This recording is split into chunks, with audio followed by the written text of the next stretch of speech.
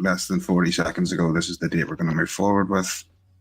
Yeah, I don't know, dude. I thought it was a really hard watch. What was the word I used to describe it? My missus pointed it out yesterday. Fuck, I'll bring it up in a minute, man. Cool. And we got iFi and we got Chuck. What up, iFi and Chuck? How's it going, homie? Good. Do you want to talk about Vady, bro, or Andrew first?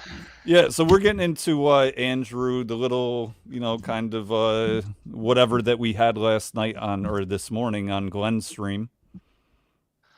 Good luck with that ego battle. I tried to talk to him about politics once, but he wasn't having it, and his audience wasn't having it either, because you'd never disagree with Andrew ever. Shame on you. Yeah. What do you need, shame buddy? on me. What's up, Chuck? What you say, Chuck? I'll be right back. All right. So this is how I see it, right? He hopped in there. He basically, if I didn't hop on Glenn's, he wouldn't have showed up. I mean, that just is what it is. Oh shit! And we got Kings.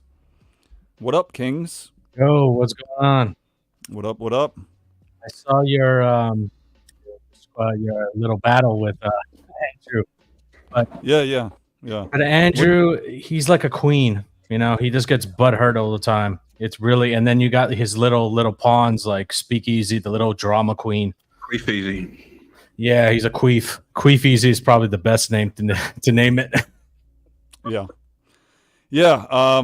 Look, I see it all as this. There's a lot of people that really look up to him for a few reasons. One is he tends to feed the ego of his followers in terms of convincing himself and therefore them that he retained or made the optical win in whatever the battle, even if he actually objectively loses a debate.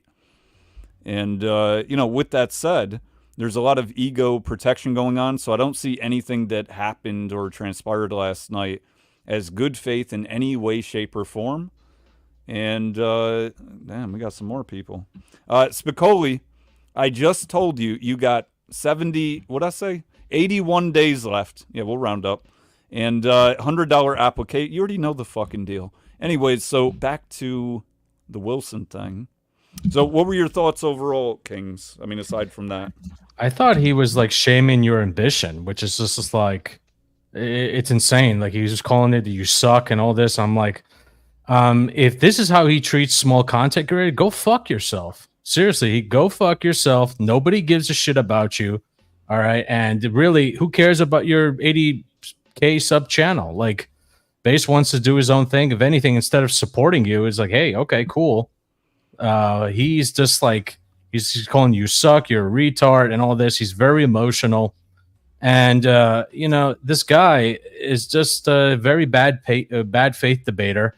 He definitely promotes the church, but really you got to look at his personal life. His personal life is not that great either. So I just think it's just a load of horse shit from this guy. Yeah. And, this is what I was saying earlier. I mean, who really knows anyone's personal life or how they're feeling or even what they're thinking? But it doesn't lend well that apparently you find success to be family, which, I would agree with, right? That sounds good.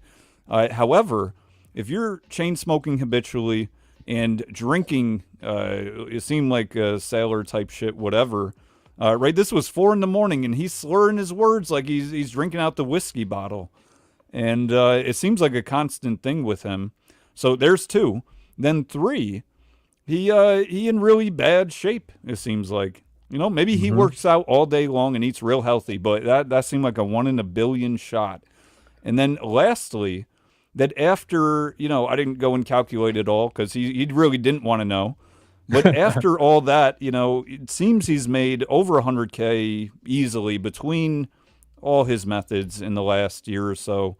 And meanwhile, all you have is $5 left. You're apparently taking care of your family, but you're going through, it seems like, cartons of cigarettes and booze like daily. Not cartons of cigarettes daily, but you see what I'm saying. Just how are you How are you making balance? How do you make sense out of all that? You see the inconsistency of that. He really can't handle the pressure. I mean, a person that drinks and smokes all the time, that tells me that they're very nervous and really they care a lot about like winning at all costs instead of actually having an honest conversation. And he calls everybody idiots. Every debate I see, you're an idiot, you're a retard. It's like it's just like, bro, this is like really boring and repetitive to me. So yeah, That's his counter argument. Well, I have a couple. once you go to ad hominem, you done lost the battle. Once you do an ad hominem, but yeah, last night he wasn't even going to give you a chance. He came in and just stormed the gate over and over and over. Was he so drunk he couldn't understand what you were saying, or was that his way of controlling the entire panel? Yeah, I mean, I think it was both to some degree, but yeah, it's a control factor. The way I look at it is Andrew carries around 48 laws of power in his back pocket, and he just uses it indiscriminately in terms of everything with him seems to be a power play. So the couple examples that came to my mind was you may recall the one time I interacted with him, we were doing politics on VK. Oh yeah, and so he's clearly in favor of authoritarian versus my wimpy libertarian views. And so he recently did a debate with this dude that is on this channel called like Christian Libertarian Institute or whatever. And I was going to go rewatch that. And for some reason, Andrew already deleted that. So I guess he doesn't want people to hear any opposing views, because that probably would have been a very productive version of, like the stuff he got off with me. Sure. And back to your personal point, I definitely see how he's like becoming one with the, fresh and fit and at whatever universe, and how you find that to be somewhat contradictory to his wholesome, tradcon image that he's trying to project all the time. And so I actually got a pretty good laugh out of that earlier. I just recently learned that even the at whatever dude, which I guess you would consider more of he's slightly more wholesome than like fresh and fit or whatever. Right. But even Brian. that, Brian. Even Brian, that yeah. dude kind of like dances on his own problems. Like, he talks about like how body counts are such a big problem with, today's women and feminism and all that stuff like that. Meanwhile, his like trophy icon that sits right next to him all the time already is like 18 years old with already 8 bodies. And I'm like, Don't forget. He said, babe in the whatever podcast. So that's Sartain's girl. Yeah. So like, once you start going down the trail of judging people, that's the warning. It's like, if you're going to judge other people, be careful, because that same judgment will come right back on you. So, well, look, here's something I'm going to point out real quick, and then whoever wants to go. So one of his, well, actually, let me put it like this. When he first hopped in last night to Glenn's stream, I was on there easy, whistled him over. Oh, Andrew, come over. Based is here. I knew that was going to happen, and that's fine. I'm ready. So with that, he comes up immediately and says, oh, guess what? I converted Brian, or that wasn't the exact wording, but he has Brian looking into Eastern Orthodoxy, and it's because of him. So 5 minutes later, he's saying, when have I ever promoted Christianity or religion or anything? I said, do you not remember, dumb fuck, 5 minutes ago you came up and said that you did that? The same crucible that goes on, the whatever? Like, you're going to act like that has nothing... I think it's pretty well known that his central message is Orthodox Christianity, even though he may not start the debates with that, line. Everyone knows that's ultimately what he's pushing. Anyways, he tried to do some legalese to get out of it and say, well, technically I don't actually officially promote my church on my channel or whatever, blah, blah, blah. Anyways, that's just, copping out of it. I mean, just own up to it, dude. Like I never deny my Christianity. I always admit I'm totally 100% Christian. And that's the whole reason why I'm arguing like my political views. So I don't duck around it or deny it or anything. Well, here's how I see it. Oh. It's 1 foot in, 1 foot out in terms of I'm going to promote it in ways that aren't promotion or I can back down on when it comes up. In this way, he can dip his feet into the hedonism, I would put it as, in terms of, well, Fresh and Fit and I align because we both have the same enemy, and that enemy is the progressive lefts. And that's where I agree with you that, you know, he's not picking very good allies or whatever for his message. Again, if he's trying to promote this like purity of TradCon lifestyles or whatever, then obviously you shouldn't be promoting Fresh and Fit or as I just pointed out, even at whatever, that dude's got, you know, his own fish to fry. So, and why can't Andrew just do it on his own? Like if he got his own good message, why exactly does he tag along? Exactly. Now think about this real quick. You know, a lot of the pushback from, you know, his dick riders like Easy and such is, well, you know, Andrew had to be friendly. Like, you don't understand rapport, et cetera, et cetera. If he had gone on there, they would have kicked him off if he started doing what he did. You know, like going at him, actually, right, blood sport type debate. Meanwhile, can you imagine had Andrew gone on there and actually been the same type of Andrew that it seemed that he was? I mean, from my purview at the time, like he's going after, you know, the right things for the right reasons. Generally, it seemed to be. But imagine he went at them like that. Even if they did kick him off, they live stream. It would have all been live. The same Andrew that would like rail on Lauren Chin for not being Christian enough and anti-feminist enough. You know, I'd like to see him pull that on Fresh and Fit or at whatever. You know, right? He was all ego last night. Everything he said had an egotistical twist to it. I did this. I did that. I am this. I am that.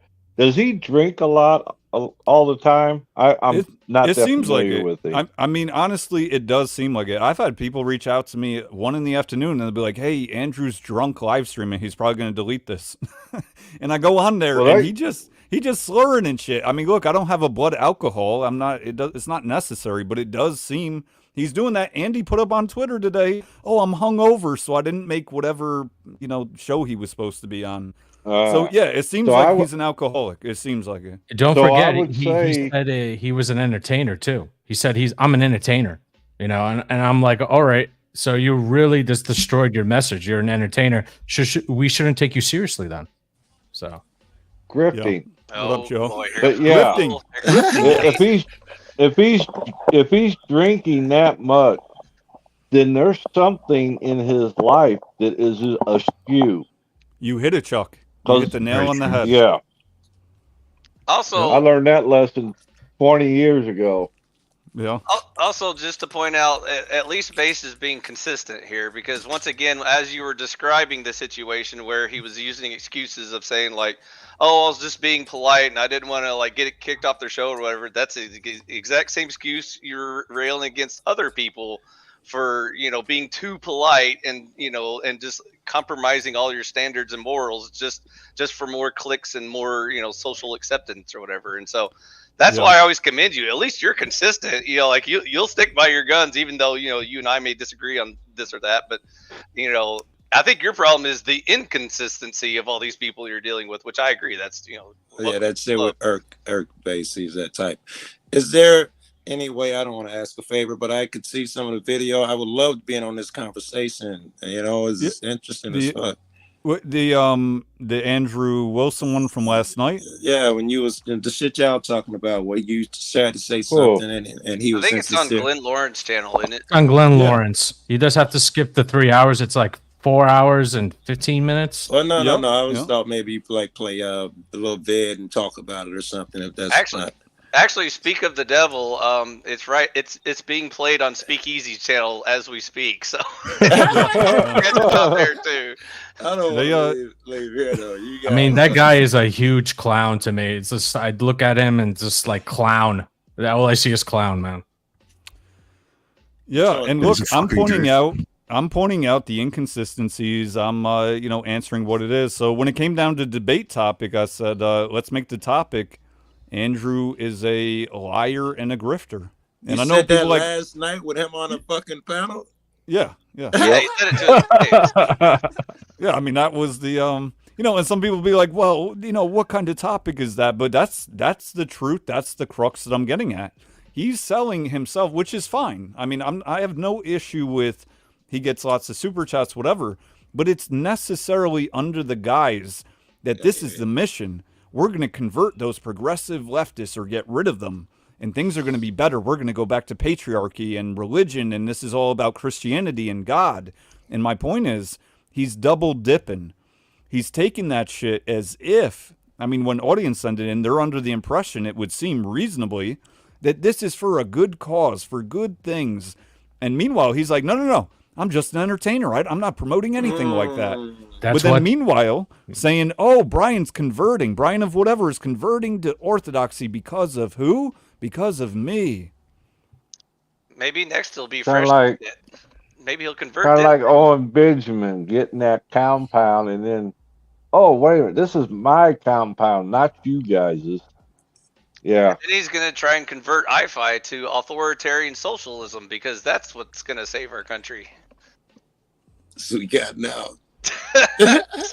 So anyways, that's what I was debating. But anyways, I was just pointing out that he is very bad faith because, again, he'll even delete online stream debates where clearly he was losing, and so now you can't find it on the internet. Oh, but wow. I really would like to go back and watch that. So it's a shame. Yeah. By the way, the dude's name is Jacob Winograd on Libertarian Christian Institute's his channel. It's pretty cool. He was debating Andrew Wilson about libertarian versus authoritarian, and so you already know. Somebody's probably got a copy. Yeah, I was gonna say it's somewhere. I'm sure. I've got a link that won't go anywhere. It says this video has been deleted. Obviously, because it's on Andrew's channel, so that's why it got deleted. Because or he can't have paywalled anyone or disagreeing with him on the internet. So and I do have the video. Obviously, we could pull it up, but it's I think he was on there, like King said, something like 4:15 to like 5:30. It was something like an hour and 15 minutes in that range. But I know Leroy had just watched it earlier, and obviously I was there. So did you have any other points you wanted to bring up, Leroy, regarding that? Yeah, you came to life, Leroy, when this topic came up. You came to life, bro. So my missus described it as posturing, and I went and checked it, and I was like, yeah, that's exactly what it is. I don't think he wants to engage in the debate with you at all, and I think he was trying to act like a hard man yesterday, like, yeah, I'm so fucking ready for this. I'm so fucking ready for this. It's like, you're talking it up so much, it really comes across like you're genuinely not, like your heart really isn't in this. I don't know. I thought it was a really hard watch. And his argument at one stage is, you want to be me? Bro, no one wants to be fucking built like a fucking egg with 10-inch arms. What the fuck are you talking about? This was directed at your wife is a reformed fucking hoe, and you're going to come here and say anyone would want to be you? I wouldn't want your fucking lungs. I wouldn't want your hand. I wouldn't want anything to fucking do you. You are the fucking idiot, dude. Like, the man is delusional, absolutely fucking delusional. His ego is so inflated right now. He thinks he's infallible. But this is simply not the case. A very short watch will show you that this guy is a fucking fool. I just, it fucking blew my mind, dude. It was a horrible fucking watch, man. And then I thought it was terrible that, he had his wee simp crew with him as well. Yeah, it was like 1v8 with them there and me. It was like me against nobody. Everyone's like, "Oh, you suck. You're wrong. You're dumb." Yeah. And See, I'm just like, "It's I cool." saw But, This panel is open fucking any single time that you fucking run it. He could have popped by any single time, but he waits until you would be technically outnumbered, so to speak, and then he jumps on and starts talking his shit. That's the actions of a weak man, if anything, because at any point he could have reached out to you. He's just a fucking asshole, man. Again, a grifting asshole. Don't forget grifting asshole. What was with the $1,000 thing? Why was he demanding $1,000? Because he's famous. Yeah. You can't waste his time. Oh. So here's the thing, Chuck, is he had put out there, I think verbally and via Twitter, I know, that he doesn't charge anyone to do a debate. That he never charges anyone. and he's always willing to debate anyone. That's not a quote, but it's pretty fucking close, I'd say. And meanwhile, he lied. I already won the debate. I didn't even get in the debate yet. I already fucking won. There's the first lie. I got 7 more we can go over. But that's proof of it. The debate is proof that he is a liar. It's part of the proof that he is a liar. And I will tie that back to the grift as well. Yeah, because even when you cornered him and said you would show up, he said, and you said, "Are you going to debate me?" He said, "I'll show up for that $1,000." And you kept asking him, "Are you going to debate me?" He said, "I'll show up for the $1,000," which was saying he was just going to take the money and run. Right. Sounded like to me. He asked like multiple times too, which is just like you only have to ask once, man. I think that's why I had to defer him to my rep. I had to defer him to my rep, Glenn, there in that case. Okay, Base, yes or no? Are you going to debate somewhere around the 28th on or about Michigan, with or without Glenn, as he scratches my back? Yes or no? I'm like, oh my God. Yeah, well, 50 times. So I don't want to say too much now because, you know, there's people watching or, you know, whatever. Oh, yeah. But I have some things that are going to happen between now and then. So you all will see, I'm sure. But, yeah, keep that in mind what you just asked. I mean, you know, regarding that, the whole repeating of shit. Mm-hmm. So I'd love to know what people's thoughts on Glenn moderating is. I think that's a fucking... That's not a good angle. Good question. Good question there, Leroy. I Glenn thought has that already was admitted rather... previously that he is biased. So I wouldn't want him as the middleman. No fucking way. No fucking way. No, he wanted him as a bodyguard more than anything, I think. So, quick shout out to Dwight Baldwin. Apparently, Andrew does save his streams, but then puts them behind a paywall. So I'll see if that's where it went to. But when I click on it, it says it was removed by Uploader. But I don't know. Maybe if you're a member or something, you can get his video. We'll have to see if that's true or not. Yeah. It's still kind of cowardly to, like, you know, hide it behind a paywall, because, like, if the message is so important, shouldn't that be your main platform? Is that you want people to hear, you know, whether or not you actually beat people in debates or whatever? Or I don't know. Wholeheartedly agree. So what he seems to do then is he gets the debate, puts it back, like back of house, and then chops it up into shorts where it looks like he's reeling the person. So all he's doing is putting his best foot forward. That's why I wanted the uncut version. That's why I was wanting to watch the actual original. Well, we got him hopping on here where I think he talks about Brian. If you want to check out a minute, let me see. I would love to, yeah. Let me put it on a 1.25, just because he did a lot of, I think, just mumbling and. Popping it in my chat as well. That's fine. I'm on Glenn's channel. I didn't realize where I was. No worries. You don't need to be on, to be honest. I just jumped out. It's always available. You know, Andrew's always welcome. He knows that. We can get the discussion down, like at least this part, because the Andrew part was never brought up, like originally in the whole red pill thing. Anyways, that was mentioned by. Yeah, the other guy brought it up, and I had to call it out because just Andrew's that you in this little slick. Yeah. Good evening. Good evening, Glenn. Like, what was wrong with you? Yeah, I'm doing very well. How are you, Glenn? Thank you for having me on your fine program tonight. Who's hosting this fucking abortion, anyways? I'm hosting the abortion. I'm hopping tonight. How are all of you guys this evening? Adam Dole, good longtime friend of mine. How you doing, man? I'm doing well. You're the only person here who has a take that's worth a shit. But anyway. I just want to point out real quick, the only person here who has a take worth of shit, and meanwhile, Glenn, apparently they're friends. Apparently, Glenn cool, but Glenn's going to be like, oh, no, he didn't mean that towards me, right? Glenn is right. He's trolling somebody, and it ain't Glenn. I don't know yet, but Glenn would be right if he said that. He shouldn't have took offense to that because he's directing it at someone in particular. I can't even tell who was all up there yet. That's high praise. You know, later. So now you've said that, I'm actually confident in my views on British politics, but that's a different angle. The British politics are really what drove me in here, Adam. Yeah, Well, I'm it was just really, telling that was. you my views, so I'm winning it really. Andrew, Mhm. there's you got brought up, and I was really mainly actually the video was talking about use examples from 3 different people today that show that they lack accountability, and how can we expect women to be accountable if men are supposed to lead and they're lacking accountability themselves. It ended with Rolo, and it kind of got into the red pill. Someone brought you up on your appearance. It wasn't based. It was someone else brought. Yo, who gives a fuck if I brought it up or whoever brought it up? It happened to be Neo Starling, but he wasn't even talking shit. He just bringing up him in some context, and all of a sudden, Andrew just butthurt. Oh no! Oh my God! Who said my name? Did Glenn just throw you under the bus a little bit by saying it wasn't based, reminding him that you have reason to not like this guy? Yeah, I mean, maybe. I don't know. Yeah, that could very well be.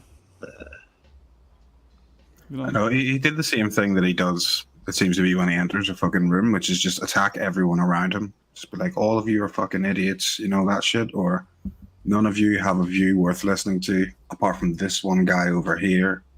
He's just, I don't understand this fucking angle. It's like, why are you just an asshole to fucking everyone all the time? Is it because you're deeply not happy with yourself? Because that's what it seems like, that's why you're never sober. That's why you poison yourself all day, every day with like 40 cigs. It's because you're not a happy man. You're a sad fucking man. I don't know. I really don't like him. Anytime I watch him, it backs up why I don't fucking like him. He's a fucking What cock. should I watch him at so I could watch this guy? What's the best? Should I be watching him on his channel? Is it something in particular? A video? I don't even know what he does, man. Yeah, I mean, the Crucible. They Is that- do debates. He does debates. Yes, I I guess would still love that, interviews. yes, yes. You don't know anything about Andrew Wilson, Joe? I look, just to be, because you guys mentioned him so much, I looked him up just yesterday, I think, being on a conversation. I was like, oh, that's the cat I see on whatever. But yeah, that's that dude. Yeah, That's only Andrew see it Wilson. on shorts though when he make points. That's the only time. That's my entire knowledge of the guy. He's been on Fresh and Fit, and he's known as a debater. He's one of those internet debaters. I love like it. Destiny or something, I love it. He'd have to come with some sincerity to debate based. I've debated him before on VK. I was trying to enlighten him about the libertarian path, but he wouldn't have it. So Was he sincere? No, he was not sincere. no, he loves licking boots. So he needs more socialism and licking boots in order to fix our. But was he sincere in his beliefs, or was he just performing? No, he was just razzing on me the whole time, saying that I Right. want like pedophiles to jerk off in front of school or something because I'm a libertarian. Yeah, I get you.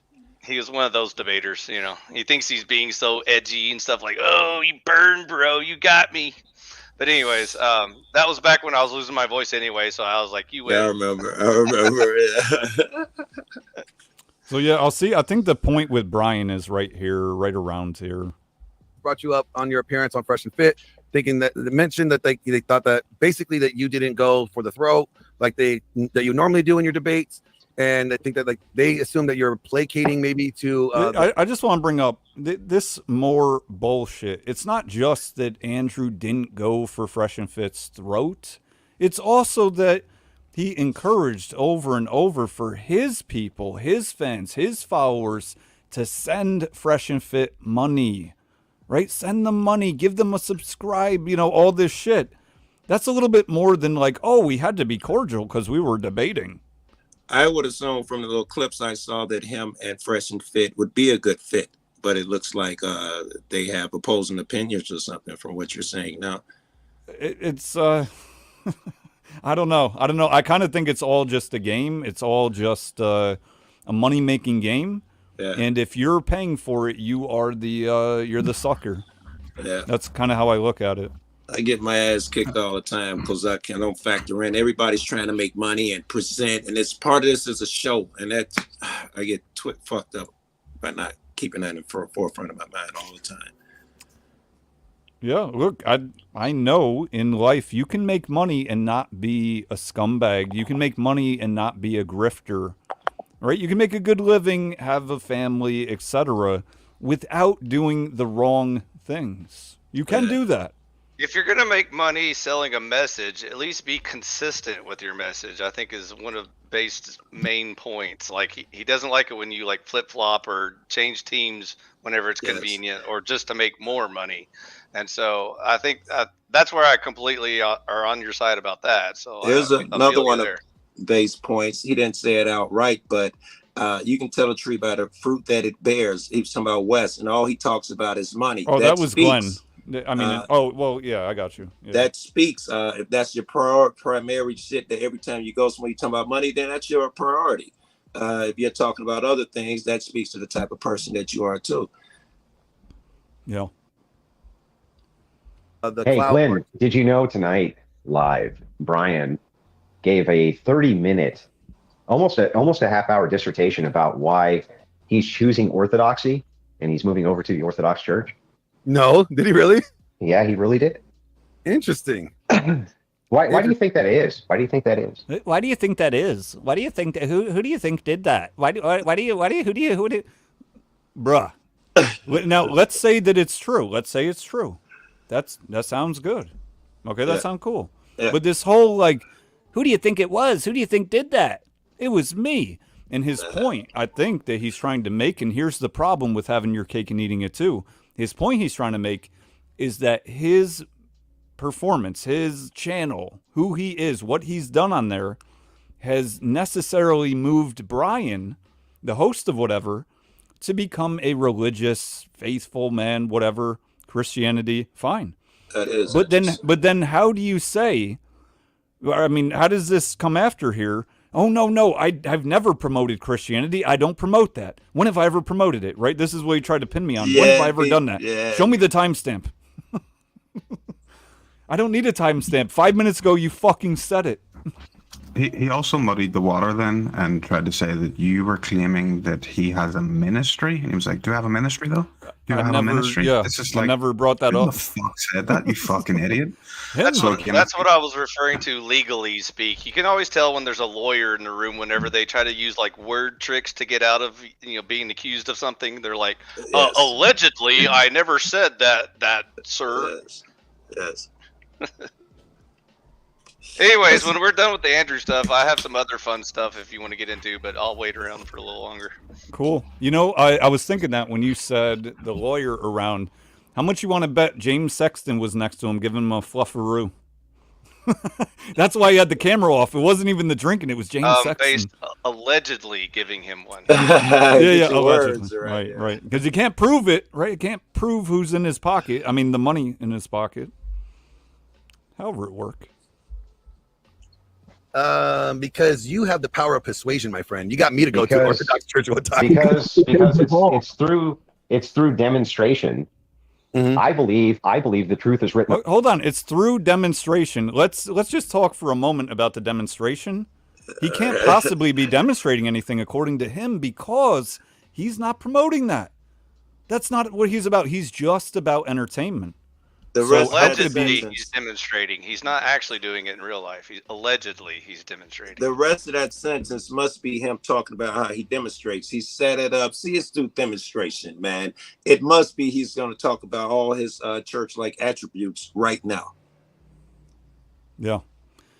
So, I see a lot of contradiction in him, and he tries to obfuscate through word games and power games and really dirty debating. That's what it would be called, dirty debate tactics, red herrings, poisoning the well, false dichotomies. I mean, this is what he does. Straw man, and even gaslighting, which came up next. Which kind of strikes me as like a right-wing Destiny, where he's just there for all the blood sports and wow factor. He doesn't really have a solid message he actually believes in or stands behind, because he wouldn't be denying it all the time and beating around the bush about it. And because again, like I said, like if you call out someone, "Aren't you a Christian?" He's like, I never claimed to be a Christian. How dare you accuse me of that? I'd be like, yeah, that's the whole point of my fucking message. That was like the entire purpose of me being online, was to tell you about my Christianity. The politics is just the icing on the cake. I just do this shit when I get bored, but I'm a Christian first, and then I talk about bullshit politics. So,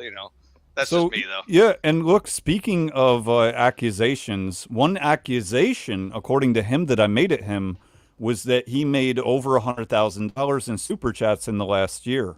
Now, I told him I'd put together the books and we could do it tomorrow, which would now be today. And he said, no, show me now. You accused me. I said, Andrew, how is that an accusation? Like, is that a crime? I'm not even saying anything's wrong with making the money in and of itself. I'm not here hating on you for making money. I'm pointing out the contradiction of everything you supposedly represent and supposedly don't represent, which seem to be in conflict with each other. Yeah, I get it. Y'all gonna So make yeah, me end he up a watching poop this sock. dude. What's that? Y'all gonna make me end up watching this dude. I gotta see if your observations are correct. Yeah. I mean, maybe I'm wrong. You never know. Written on your heart. Yeah. And that's oftentimes it just shows somebody else, just like this is what happened to me. Sometimes it takes somebody else showing you. And then once you know, right, Glenn? I just want to point out, though, real quick, when he says showing and leading, I mean, I do believe that is true, that we lead and show, right? Show and prove type of thing. Yeah. But what has he shown outside of, I can dunk on, college girls, even teenage college women, right? I can dunk on them. And I'm a skilled debater. I've been debating for years, all the build up to trashing 18-year-old supposed thoughts. I mean, some of them I'm sure are, unfortunately. But is that really leading to Christianity? Is that the leading part? Or is it the chain smoking, right? Because it's cool, he's addicted, whatever, in between there. And again, the seemingly alcoholism. Again, I'm not saying that's what he has. This is no diagnosis. But, just put two and two together. And then on top of that all that he got out of that is I only have $5 left to my name to support my family, and you just saw me smoke a pack of cigarettes in front of you. You just saw me smoke a $15 pack of cigarettes. You probably shouldn't be doing that. If you only have $5 in your pocket, you need to take care of your whole family. What is his claim to fame? I assume it was money would be in there somewhere. What is Debating it? Orthodox Christianity, basically. What's the name of that place you said? Crucible is his Thank you. His Discord server, I think, and I think that's the name of his YouTube channel too. So other than that, right? He promoted Fresh and Fit, who promote all sorts of things, including, the kind of name to fame on their degeneracy was the 50 body count before you get married, that type of thing, which my biggest point on is if all men did that within the U.S., then all women would have 50 bodies. And then how do you marry them according to their rules? Not only do they create the problem, but then they create the other problem, which is that now there's no one to marry, in theory. Seems obvious logic, straightforward logic to me. Oh, what up, Don Juan? So, yeah, I haven't seen, this whole part about, I'm leading by actions and that's why Brian converted. Like, I don't get what he's saying. Does anyone have a guess? He didn't say it yet, right? I was waiting for him to say it's all about actions. The same way someone taught me. He should have followed that up with examples, and he's yet to do that. What? Like know. Yeah. Yeah. So the thing is like it damn near, if I didn't break Wilson's rules for crying, which is it's only appropriate when a loved one dies, it did bring a tear to my eye because it's been a lot of work to bring these guys around. It's a lot of work. Yeah. Ego. I just want to, I want to back up again here. I'm not even going to diss him for crying, supposedly. I don't know how true that is. But why would you be that moved by one person saying that they are now going to be a Christian? It's a lot different to do it than to say, hey, I'm going to be a Christian today or tomorrow or whenever it is. Right? Like that you can't get too mountains. excited because people say shit every day. I get exactly you, right? Right.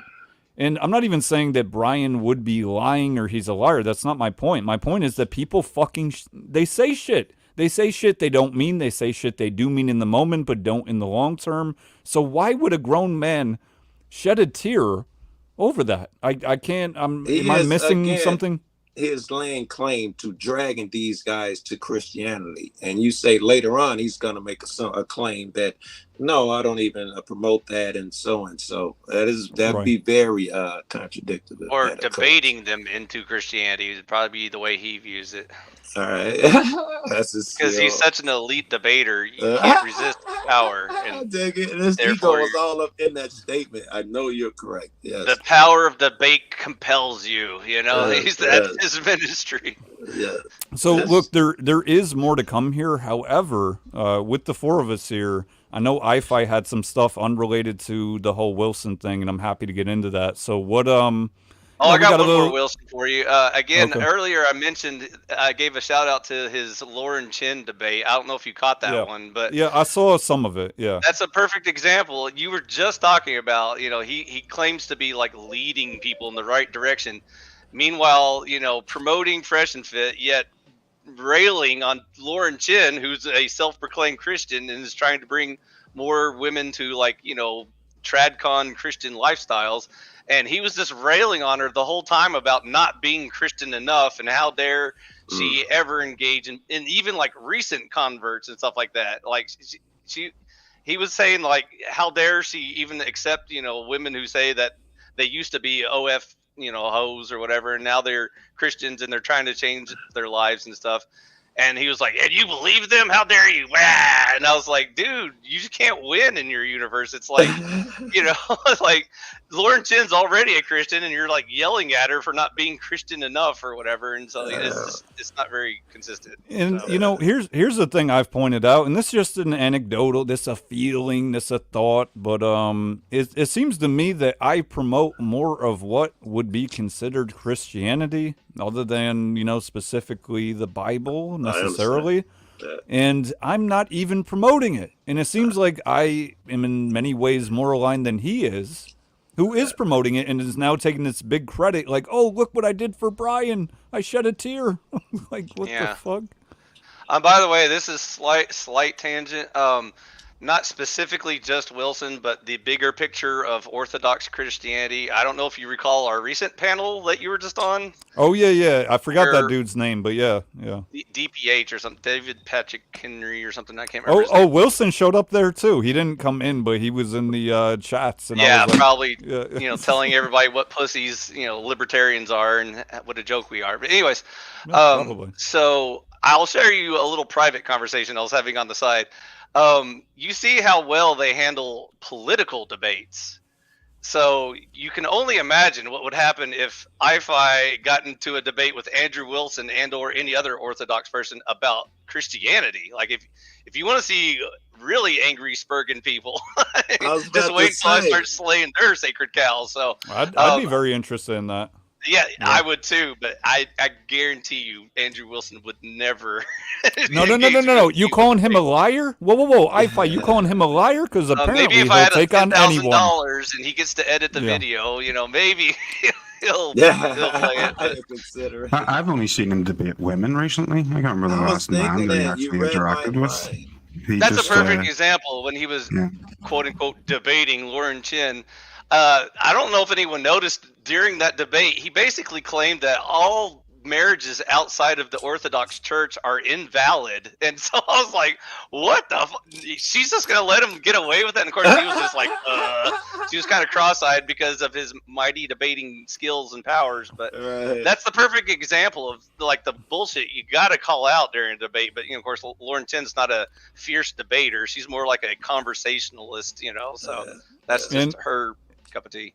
And let me point something out. Don Juan heard Sarah is hosting Wilson, from what I understand, tomorrow.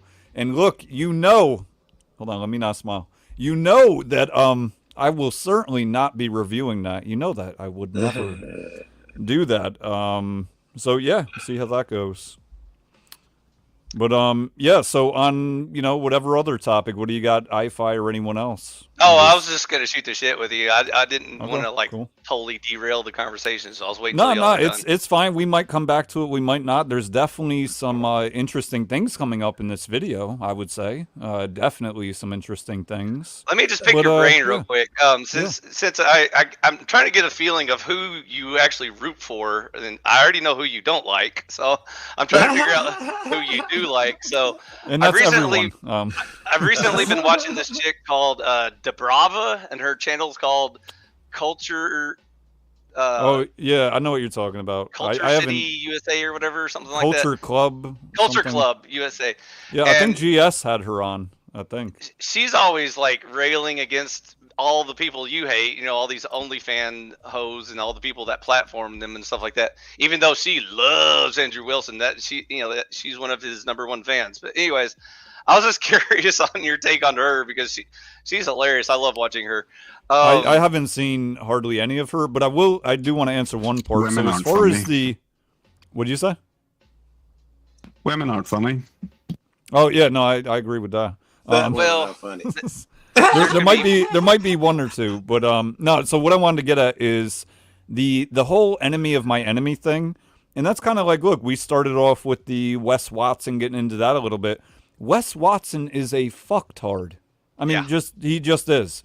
With that said, I'm not like, oh, Andrew's great because Wes sucks. I'm not for the enemy of the enemy, that whole theory. I'm not playing that. I'm not playing the cards of, you know, who's D, can I suck? And this came up quite a bit during this little thing last night we just started playing, is I don't know about rapport and, you know, this sort of thing. And I certainly can understand why one would say that, especially angry ones, but here's my point. I don't want rapport with everyone. I'm fine with not going on Fresh and Fit or whatever the case. I don't see why they would ever have me. Unless, I'm here to win popularity contests. That's why. well, I'm on the yeah, internet. I mean, yeah. Everybody loves me. So unless I was willing to, you know, blur the lines to, I mean, look, let's back up a little bit. A lot of what comes out of Wilson, and to some degree I agree with, is this idea around, you know, feminism, and it's been a problem, or some facets of it, whatever. I do understand that. With that said, I don't see that as the biggest problem that we face is feminism or liberalism or any of these isms. I do recognize that they have had consequences, many of which I think are bad, are wrong, are not good for people.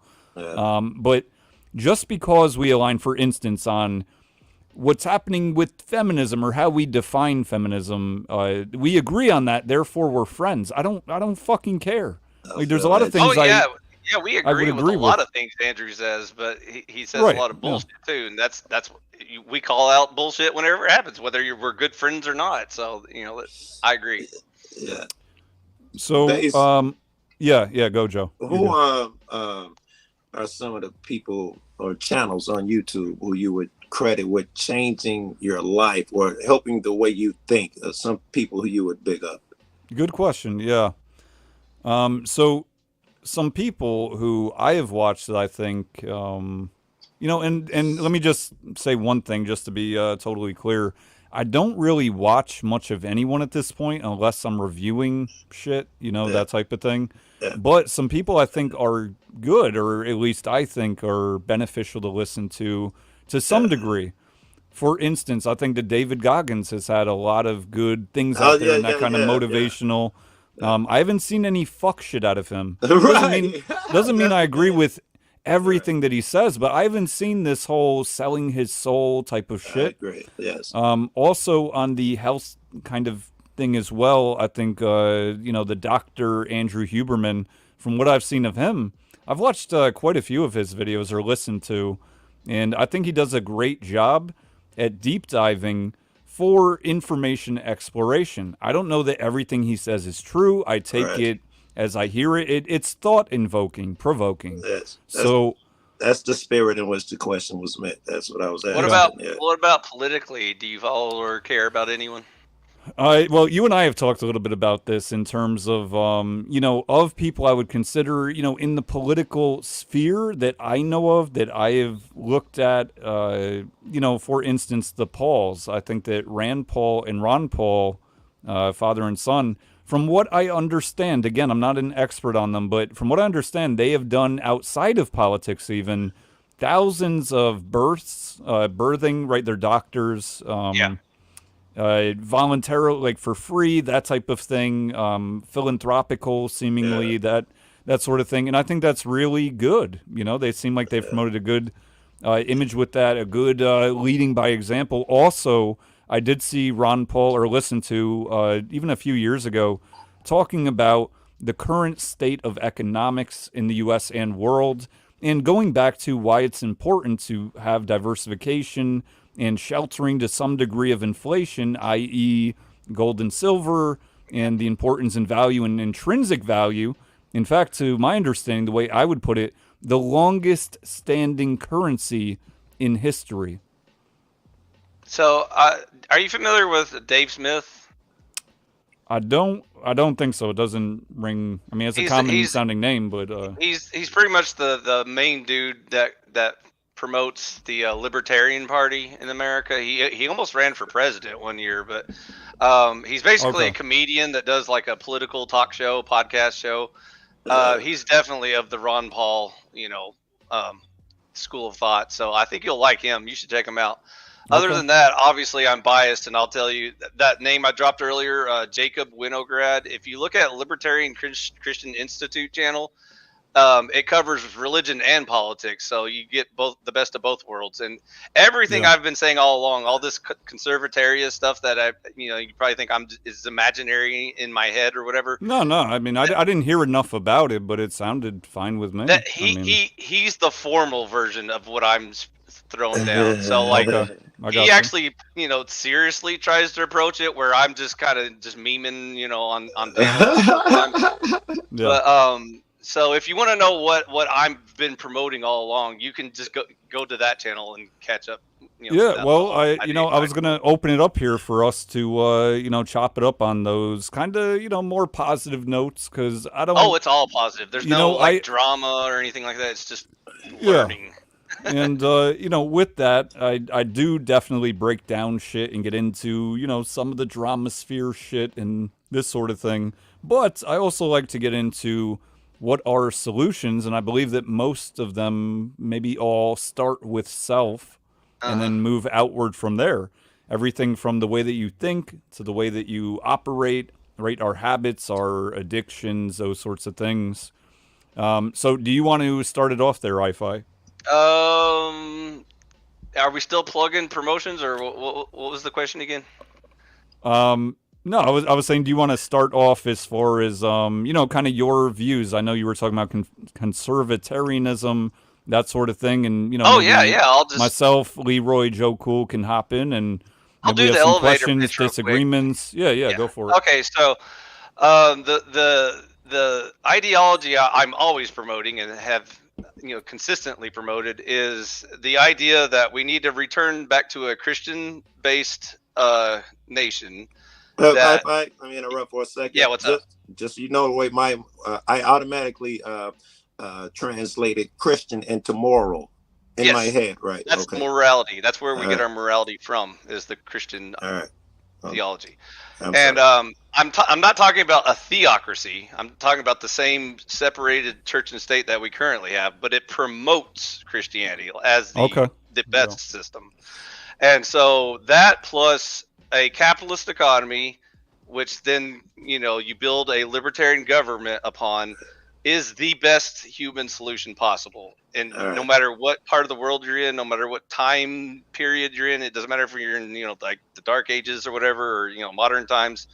It doesn't matter your technology level, nothing. All those things are irrelevant. The only thing that matters are those three pillars. All right, to translate in my head, the capitalism, I'm sure you're too smart to talk about the capitalist system we got. You have a form of capitalism in your head. Yes, my definition of capitalism is the private ownership of your land, labor, and fruit. So that means you know everything you own and all the work you do and all the profit you make is yours. That's brilliant, right? And then you can get access to the free market through the voluntary exchange of goods and services, and those are all the key words you need to know. All right, the last part you said was in libertarianism, which I've been so anti-politics, I can't lie. I haven't investigated libertarianism. You gave me the best breakdown, so somehow I have to assume that there is some type of political branch out there in line with what you're talking about. There's already a libertarian party in the United States right now. Right now, there's like it's basically like a third independent party. You know, that's what Ron Paul even ran on one year. He ran as a libertarian. Yep. He only got 3% of the vote, which makes everyone thinks that you're throwing away your vote if you vote libertarian.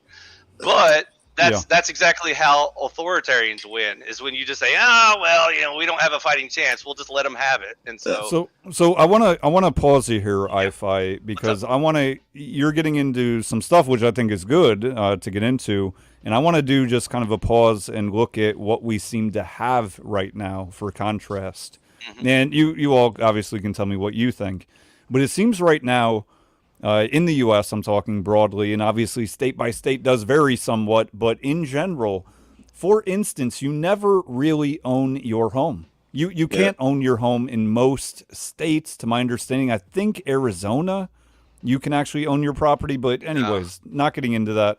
But with that said, at best, you're renting it from the government. You never truly own it, ever.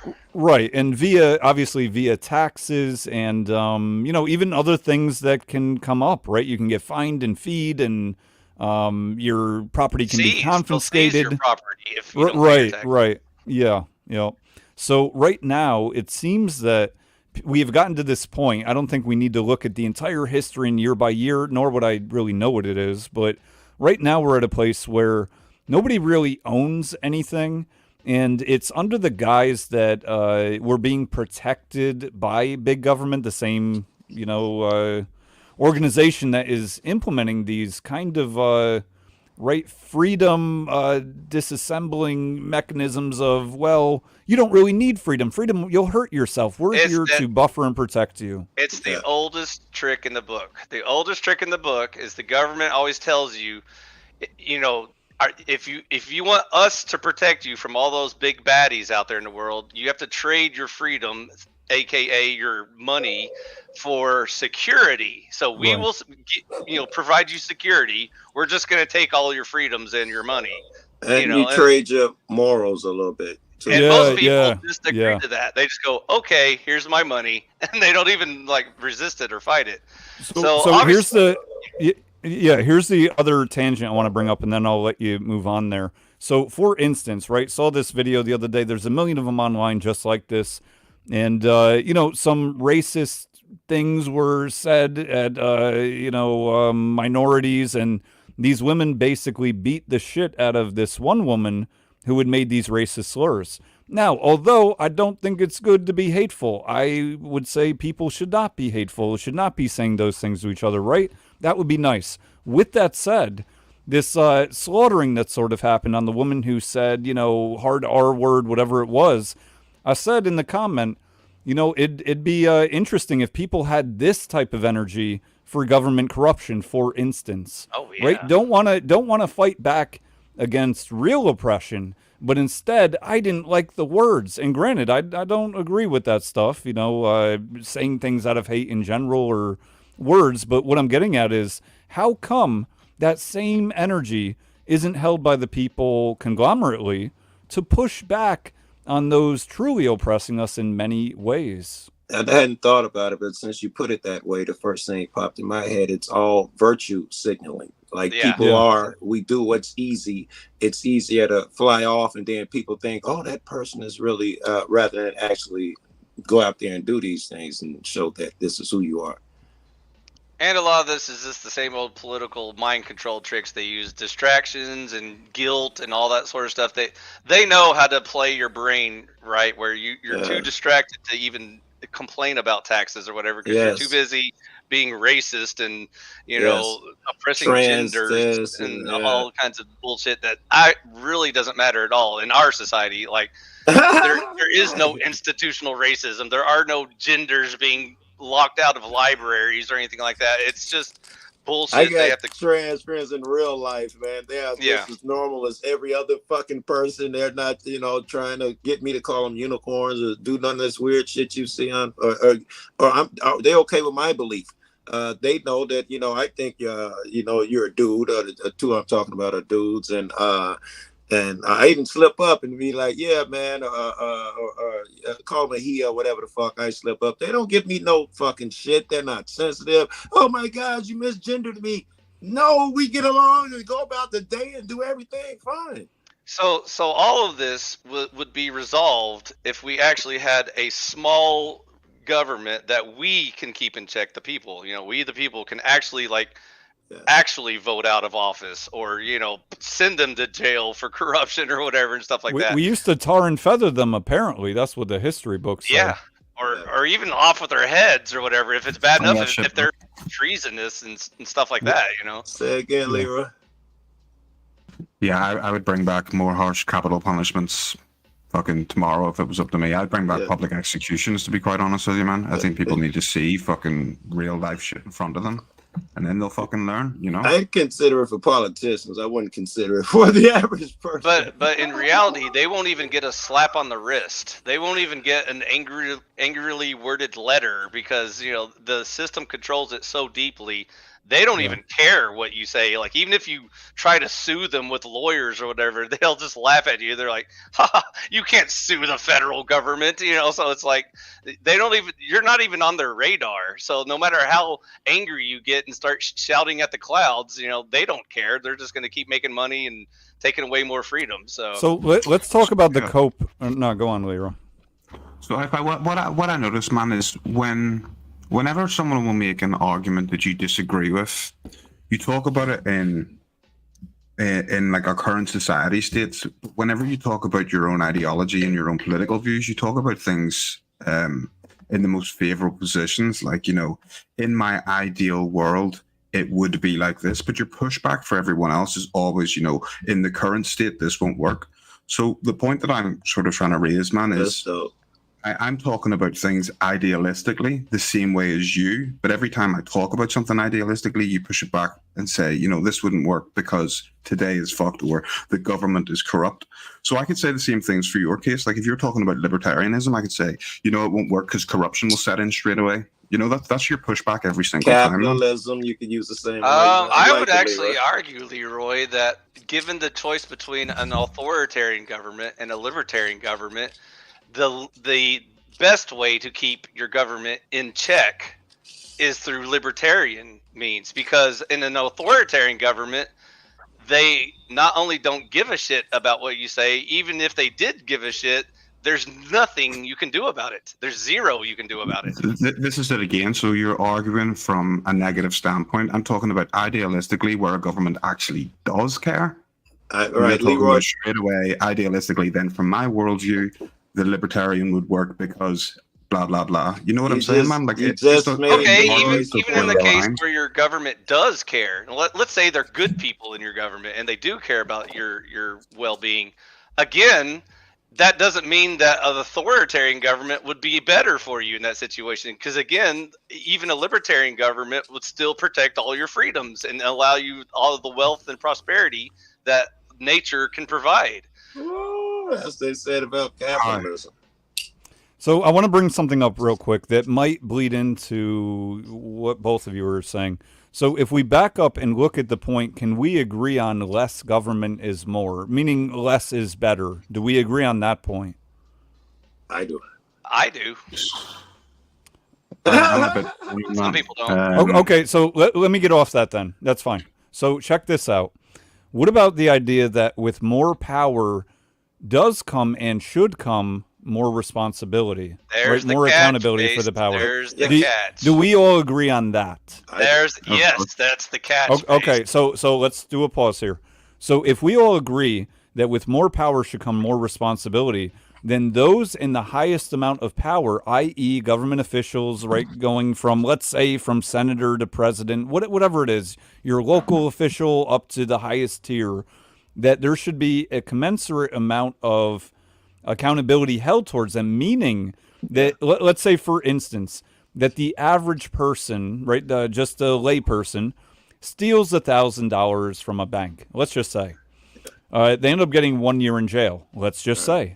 That politician maybe, I'm not saying it would be exactly this, but should get 10 years in jail for the same crime in terms of the idea that they're in a higher position of authority and affecting a wider spread amount of people, meaning that their crimes in reality today seem to be the opposite, right? It seems to be, oh no, well, it's a politician, so they'll get away with it, that type of thing, right? Hard time holding their feet to the fire, this sort of shit. Oh, corruption, yeah, but they're all corrupt. And meanwhile, the pushback that I see, you can all tell me if you see it the same, the pushback that I see for these politicians is, oh, well, if we held them more accountable, who would even want to do it?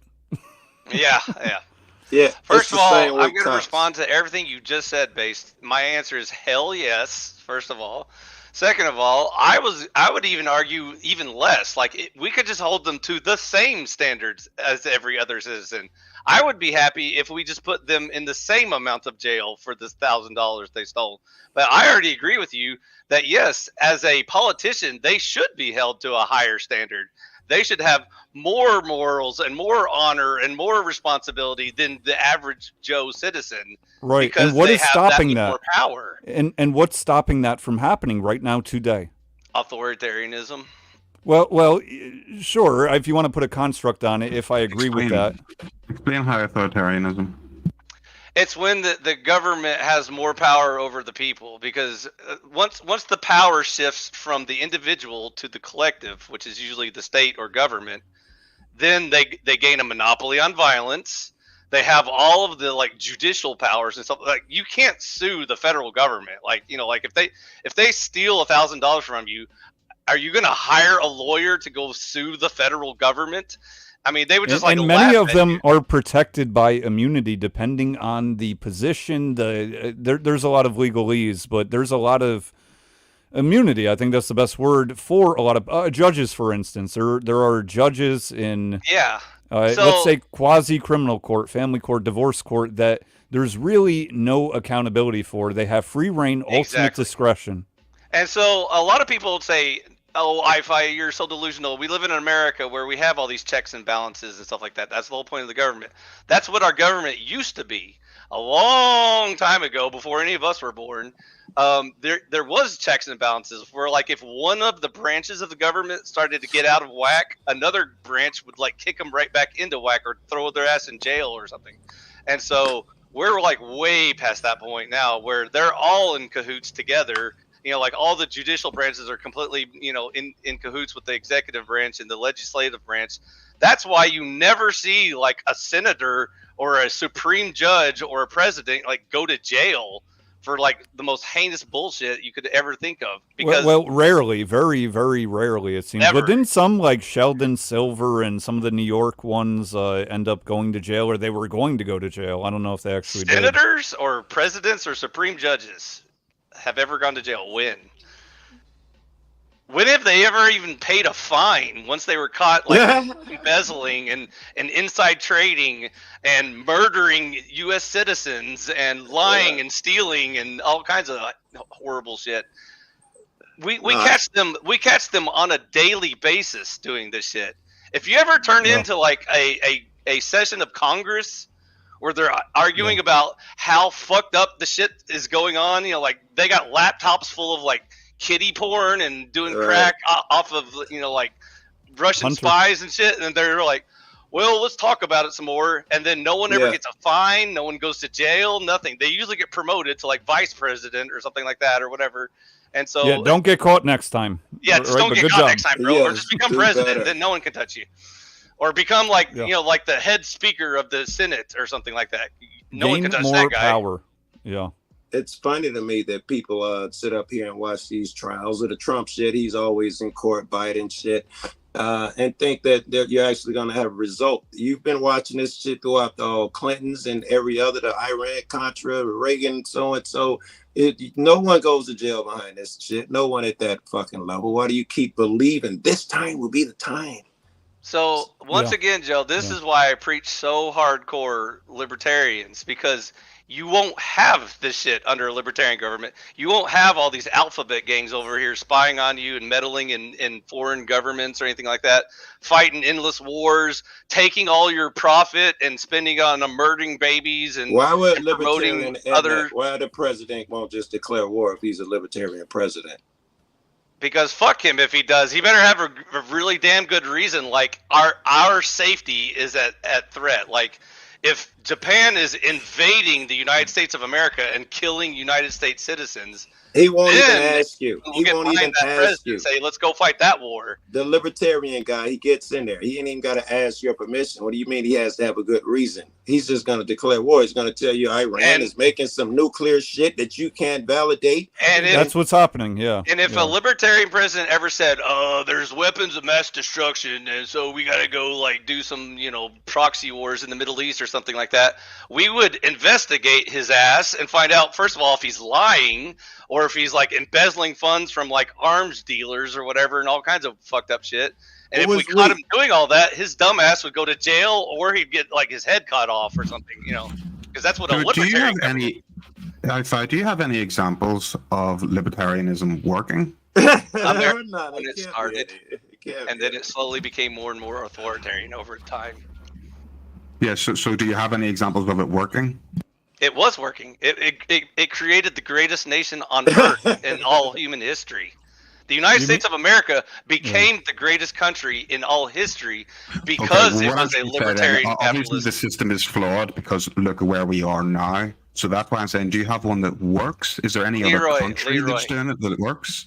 There is no perfect system. There's no such thing as a perfect system. Well, okay, let me back up. So let's say that libertarian is great. Let's just say, but whatever. Yeah, let's say it's the best. Let's go with that for a second. Yes. And to the point that it broke down and became authoritarian. And Leroy is saying, well, how does that not happen again? Or can you show an example? That's the same point where the checks and balances. That's the same point I was trying to make too. It's the same way. It's the same way the income tax started. Back in the Civil War, Lincoln used an emergency measure to trick people into paying income tax. He said, "I'm just doing this just because we got to fight off the Confeds, and once we win the war, we'll stop that." And then Woodrow Wilson wrote it into law and said, "This is the new American system. You now have to pay income tax." And the way they sold it to Americans was, we're only going to tax the rich. Don't worry, we'll never tax the poor. We would never do that. You can trust us. We're the government. And read my lips, no new taxes. You know exactly what happens next. They start taxing the poor, and now we all pay almost half of our income to the government. So just to go back a second then, man. So let me try and think this out. So you're trying to say that it was the people's fault that we moved into an authoritarian state? Yes. Right. Authoritarian governments can't take over without you letting them. How did your ideology? How is your ideology a good one, or your governmental view a good one? If you're going to blame the people and not the government. See, this is where I'm a bit confused. So you finally have libertarianism. It's there. It's working.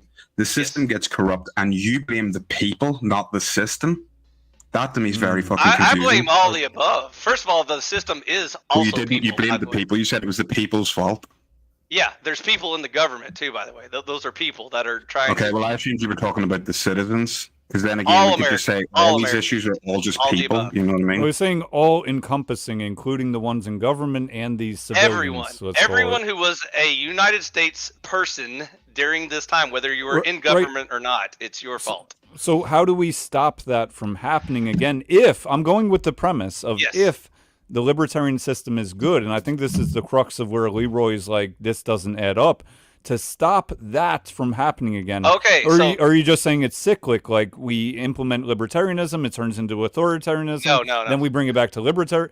So what is the long I'll tell you what the answer is. The answer is, first of all, wise people study their history and learn from it. So now we have clear historic evidence of when the country was good, where it started transitioning to bad, and we even see how it happened. We know what caused the downfall of our country, whether it wasn't overnight one thing. It was lots of little slices of the onion. First, it was a slippery slope, right? Yes, and it was that's with everything. Unanimously agreed upon. It was a little bit of socialism. We're not going to take away all your capitalism. We're just going to introduce a little bit of socialism into it because, that won't hurt anyone's feeling.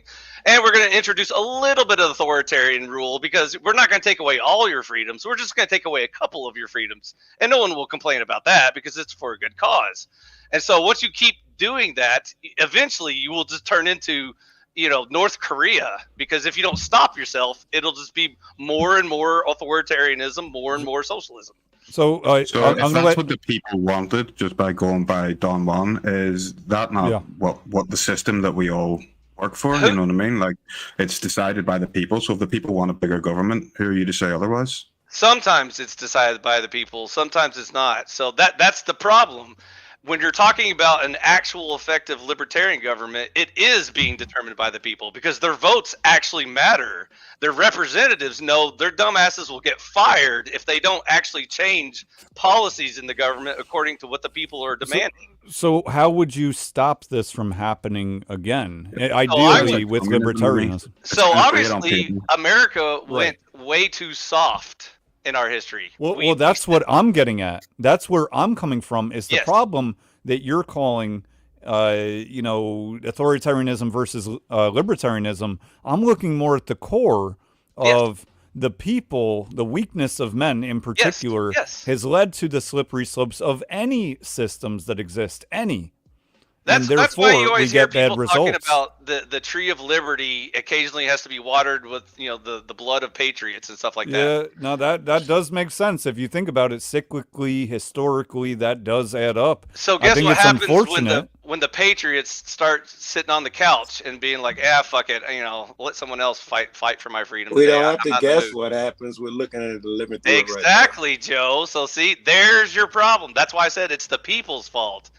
Wait, how does that libertarianism stop any of that from happening? It doesn't stop it, Joe. Is that the idea? Because this again, to me, it sounds like communism to me. It sounds great on paper, but the only example you have has already failed. Okay. So it's like, what Leroy. So give me an example of where this has worked long term, like say capitalism. It's worked as long as is reasonable. So like I said, it had a good 100-year solution then. My solution is, instead of allowing your freedoms to slip through your fingers like we allowed it the first time, don't allow it next time you do actually have a libertarian free government. So I could just say we could just run with the current system, just no one be a cunt. Like, do it with what the are you current talking system. about, man? Yeah, you can definitely just let the authoritarians win, and then tomorrow we can be No.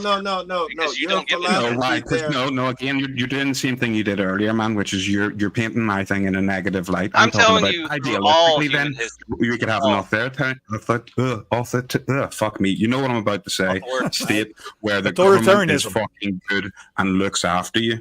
See, again, you just go straight back to libertarianism and then paint it in the greatest light possible, and you're just like, well, if things worked idealistically in libertarianism, it would go like this. And I'm saying, okay, but if we have I never said idealistically. Same fucking thing, it would go very well because it's idealistically. I know you didn't say idealistically, but you're implying you keep reframing it as being idealistic, and then your pushback on mine is you keep talking about it. If we just merge it into today's system with all the issues that we have, this doesn't make sense to me, bro. First of all, I never bring up idealistically. I always speak practically, and so practically speaking, but it's implied.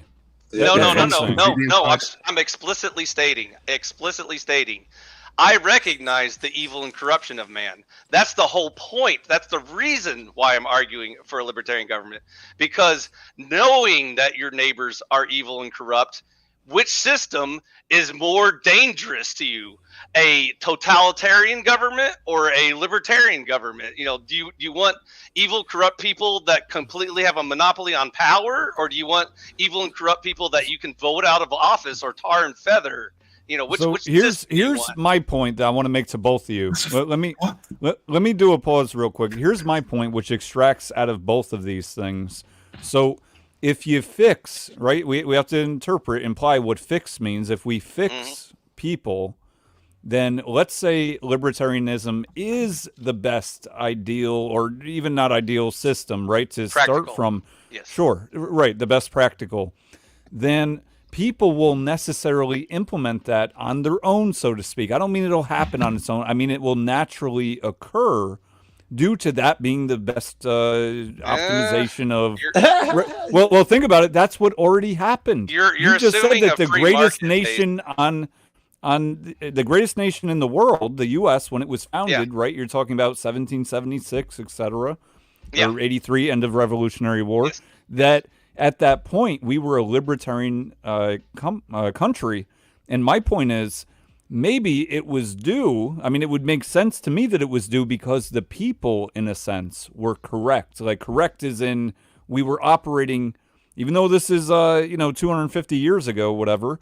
We were operating in a more moral. People were better, right? Men were stronger. Men were better, and therefore, that's what turned out that we now call libertarianism. But that's what was constructed from people wanting less government. Right, no taxation without representation, tar and feathering the fucking politicians that instead today we seem to tout and fight over.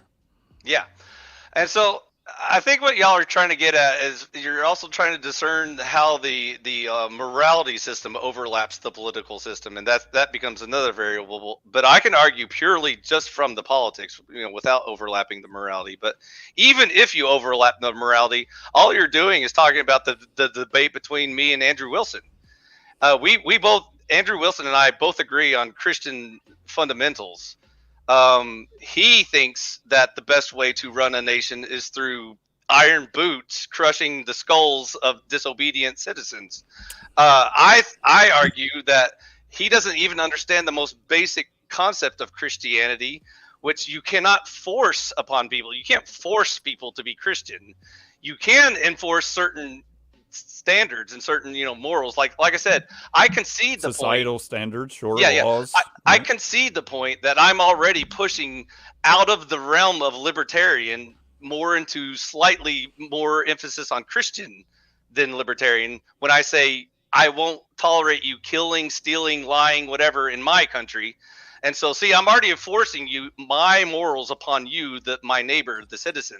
So that's where you have to understand that I'm not arguing from a purely libertarian point of view. That's just one of the variables I'm arguing.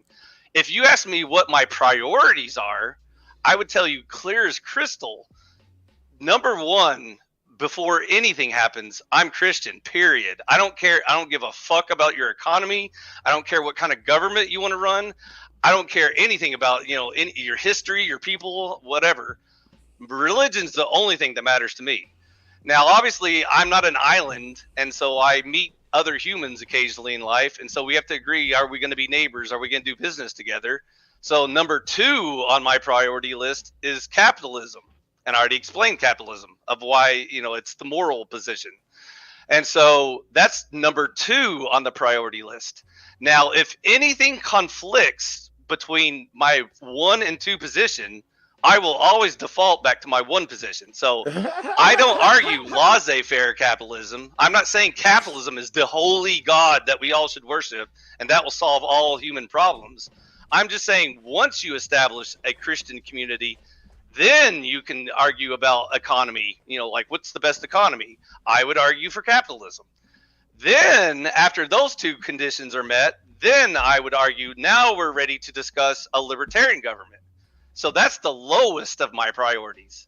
So if without Christianity and capitalism, I don't give a fuck what kind of government you want to argue about, because even if I can argue that libertarian is the best, that's not what's deciding all of my arguments. Libertarian answers to a capitalist exchange. capitalism answers to Christian. Yeah, I understand what you're saying. You're saying the core is your Christian ethics, and that stems out to a libertarian government, and in turn, capitalism is the foundation of our financial system. Said capitalism, then libertarian. Oh, okay, yeah. But anyways, I don't disagree with any of that from my standpoint. So that's how I answer Leroy's complaints. Leroy's asking me, like, what's so great about this libertarian system? All I'm saying is that... Well, I think his critique of where it was coming from was very valid in terms of... I'm looking at it more at the core of the corruption of man has necessarily led to the outcomes that we have now, rather than fighting for us to become libertarian again, or saying that we were. I don't think that's the issue. We need to fight over the hearts of people rather than the government itself. Because if men were already in that position, it would necessarily lead to those good outcomes. Let me give you and Leroy... Sorry, if I just let me jump in here 2 seconds, bro. So how long did the libertarianism last in America? I don't know. I'd say at least till around the how many years? Right after. About 100 years. We had about a decent 100 years. It kind of like... All right. So our current system has lasted a couple generations and been more stable then? What's that? So the current system we have has lasted way longer? Yeah, currently the system is still going, but I mean, that's not an argument. Well, look, that's a quantity. Very easily replaced previously. And by the way, I wouldn't argue just like time periods, like, you know, like...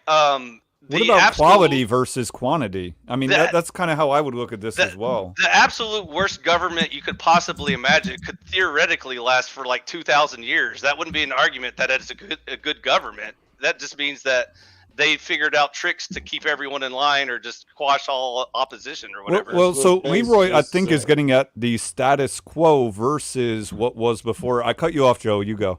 No, I just said that's exactly what you said about your quality versus quantity. That is the same argument that's where I have to discern the difference between quality and which one has lasted the longest. And unfortunately, Leroy, here's another thing that's going to make it really hard for me to argue about libertarian governments. This is still fairly a new idea, speaking in human history. We have such a long history of purely authoritarian governments. We don't even have a lot of comparisons to make because we were so used to just being ruled by kings and emperors and, you know, tribal lords and, you know, dictators. And they all lasted. Right. They lasted long, which doesn't say that those were good quality governments. They just lasted long. That's all they did build the society that we have right now, you know?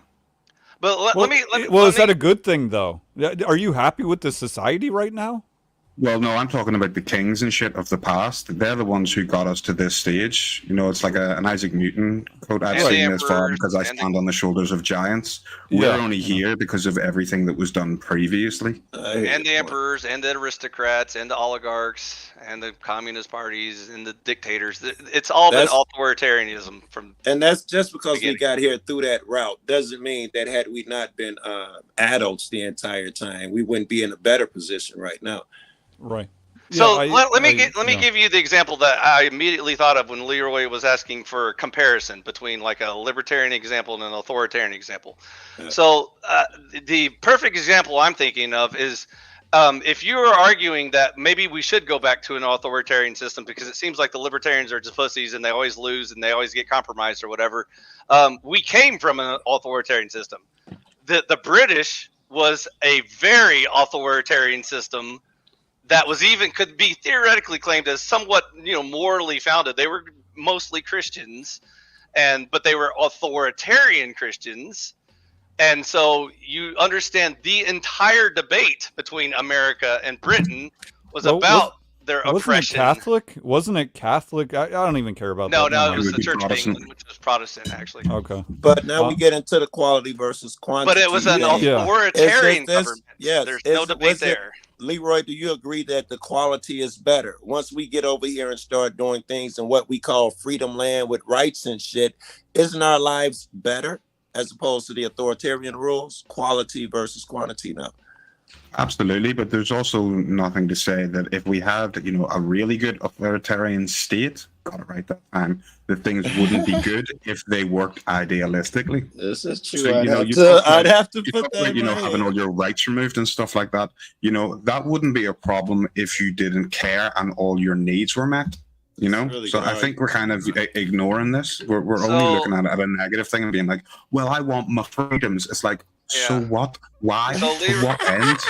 So Leroy, I used to debate similar to you, the way you think, and one thing that always kept biting me in the ass was this fallacy called the benevolent ruler fallacy.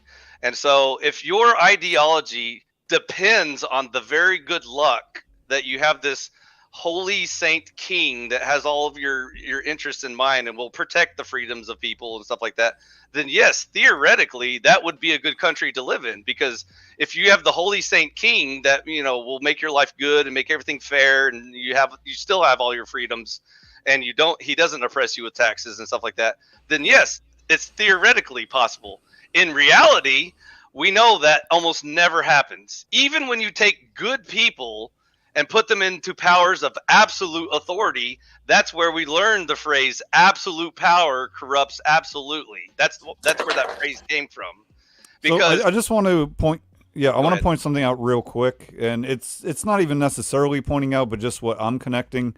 So if you look at 1776, this timeline, and the idea of the U.S. partitioning off from Great Britain, right, American Revolution.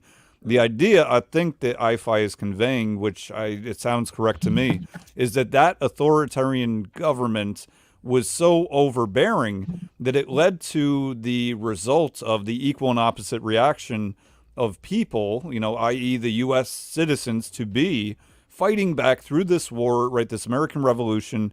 And I'm kind of relating it like this. Hard times lead to, right, strong men, this type of thing. You get what I'm saying? The cyclic nature of it. Weak people, yeah. Right. So I think what Leroy is really getting at, which I do agree with, is, again, like, how do we necessarily stop that from happening again, even if we are to take your approach? Let's say you could snap your fingers tomorrow and the country turns libertarian. That's what I said earlier, Based. You got to learn from history. You have to teach your children. Don't forget these very... But we don't have to. That's the problem. That was a poor argument there. Because it happened that way, we can protect because we saw it happen that way. Yes. From that happened again, but we don't know the other 87 different ways That's that it can life, degrade. Joe. Life has a million possibilities of failure, so we have to learn and grow. So there is no inherent thing built in your system that would stop it from fucking up like every other system. There is less chance of fucking up in my system, Joe. That's my whole argument. I didn't say zero. I said less chance. Well, you'd have to define fucking up. If fucking up means fuckery that we have now, well, if the current system has been going longer, and it is fuckery, I would say it's fuckery. In that terms, it has sustained longer, even though it is, again, fuckery. Yeah. Right? Because the libertarian, in terms of the quantity portion of it, the libertarianism was phased out due to whatever you want to blame it on exactly, but the people, the weakening of man, right? The idea that we're going to trade our freedom for security, type of shit. That was the trick. Right. So, and by the way, I'd say it lasts a lot less than 100 years. Personally, I think it'd been given up by 100 years. It was no longer whatever you cats see as libertarianism. 100 years, that was 1870s, right after slavery, everybody hating each other. It was a shitty time already by then. There are lots of variables. That's the problem with history. You have to be able to discern what's going on and what's important and stuff. And again, whenever I say like old America, obviously I mean minus the slavery. Because again, how can you have a libertarian government and meanwhile oppress people in slavery? Well, wasn't that a contradiction then? Yeah, wasn't that's that a baked-in contradiction? Complete contradiction.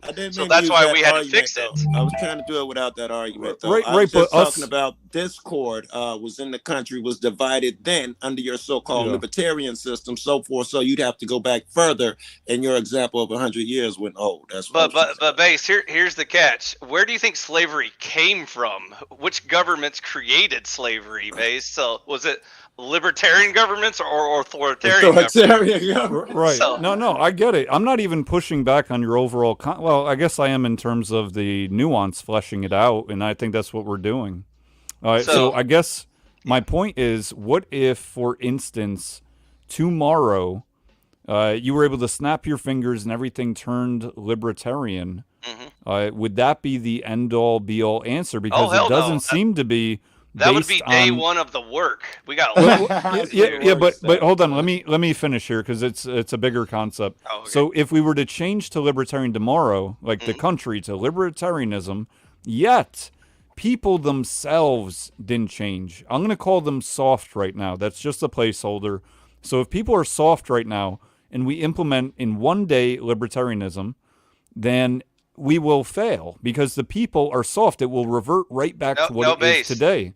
Some people will fail. Some people in general. He's thrive. not talking about well, everybody. I'm generalizing. That's now even. Yeah, and generally speaking, yes, you haven't changed the man. He will go to the most base parts of his self, and he will become power hungry and all that bullshit. It don't happen. Let me do a quick interjection offset. Sure. Templar, the rules on trolls. Here we go. No kid shit. No TOS shit. I mean, look, I want people to be able to say what they want in the chat. I recognize some are trolls, and you already know what I think based on what I say. So implement your best judgment, right? You have discretion. Yeah. So go on. So that's exactly my point, Base. Some people will fail, and some people will succeed, which is the entire fucking point. That's nature. That's life. Only socialists and authoritarians deny the reality of nature and stuff like that. That's the only way corruption can succeed. Because in a libertarian capitalist society, if you're corrupt, you fail, you lose the game, you get deported or jailed or whatever. And so that's the whole point of life. We're supposed to reward good behavior and punish bad behavior. The opposite happens under their system. So that's why. Hey, in a libertarian government, can I live in the woods, pick me a spot in the woods, live out there by a creek, and not pay taxes? Can I do that? Hell yeah. And Joe, you can smoke your reefers. So weed. And Joe, as long as you don't kill anybody or steal their shit, I don't give a fuck what you do. You can worship any god you want. You can have as many children as you want. You can promote whatever idea you want. You can say, I like this I think communism is the best system. And you can talk about it all day. You just can't fuck up other people's shit. That's the only catch. So let me do a pause real quick. Old Joe, what's up? We started on some Wes Watson, moved into me and Andrew debate, doing a little bit of battling last night on Glenn Lawrence stream, setting up a debate, which he has no good faith intentions to actually do, but that's another story. And now we're getting into some more positive but fleshing out of ideas, structure, current state of the U.S. Going into politics, which I didn't think politicking. I believed we in. politicking. Yeah, I didn't think I believed in politics, man. And here I am fucking discussing politics. And we're here for solutions. We're not here for bitching anymore. We're tired of bitching. Let's just start fixing shit. So on that note, we do definitely need to fight the culture war. So that's another thing you guys keep bringing up. You keep thinking I'm saying like libertarian will magically solve all human problems. I already indicated Christian first. That's how you're going to win the culture war. Capitalist second. That's how you're going to make everything in life fair and equal. Everyone is fair and equal under capitalism. It doesn't give a shit about the color of your skin, what gender you are. All right. We think we're gonna have to go take this religion for a second. You're saying it has to be what did you say, Christian?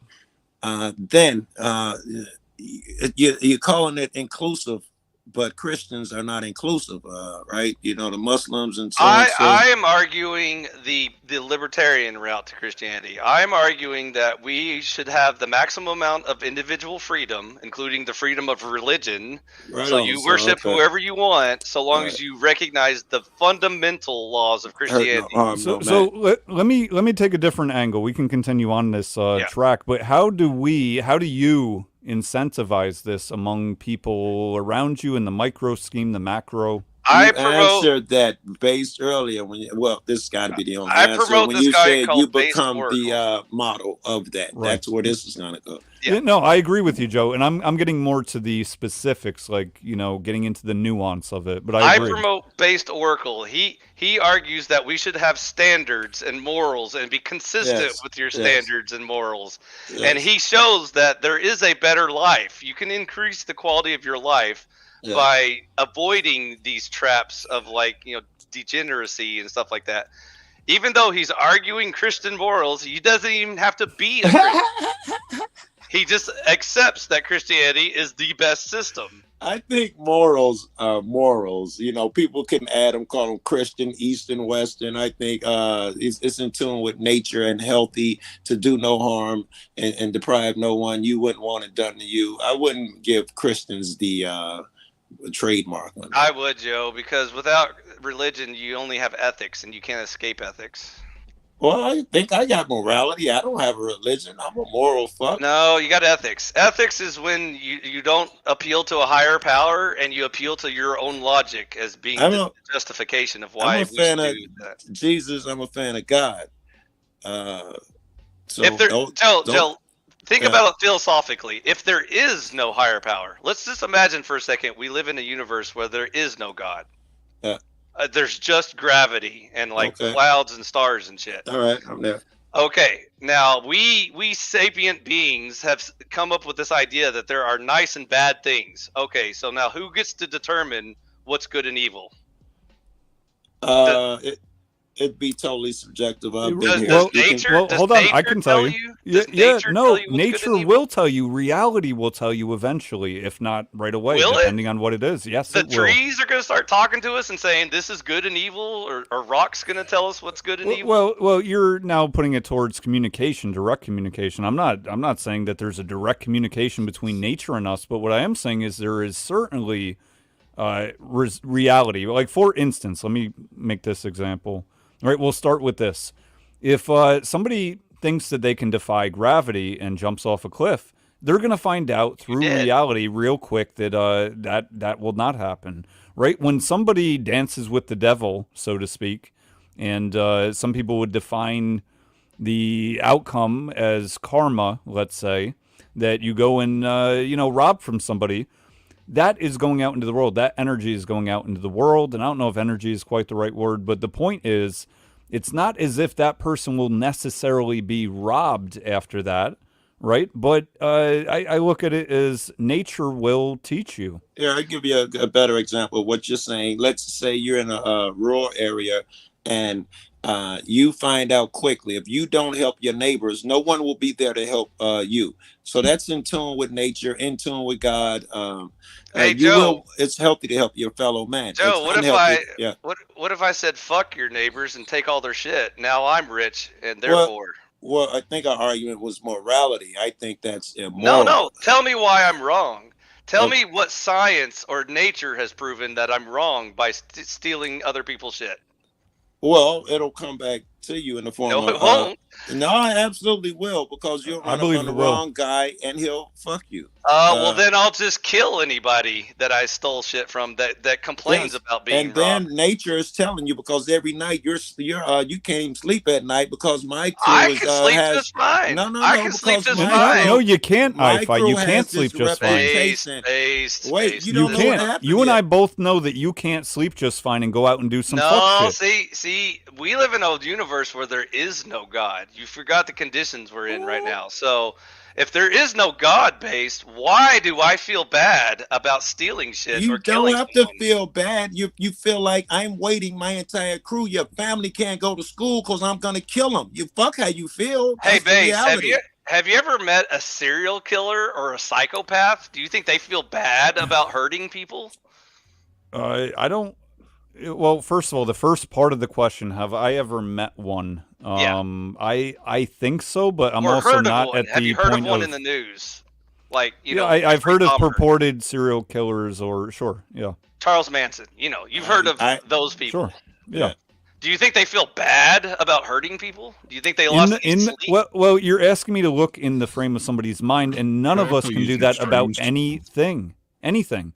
You don't know what's in my mind. You're making a conclusion based on my words, based on body language, whatever else, but you have no idea what's in my mind. Yeah, do you I think know any a few of the serial killers. I could tell you what I see. I know one just went to his funeral recently, and it looks like to the man.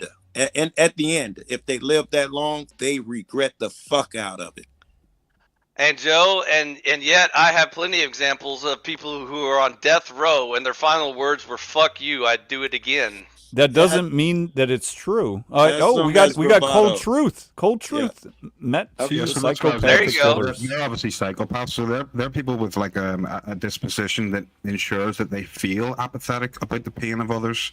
So you're using a really weird, like No, that's not even it. No, that's not it. That's what it sounds like, but that's not it. Because we would have no idea what somebody else feels. Somebody could say, "I feel nothing. I'm glad I did that." That doesn't mean that that's true. Well, Base, now you're trying to argue against what they state their feelings are. You should not believe them. I'm not. I'm telling you I'm arguing that you know it.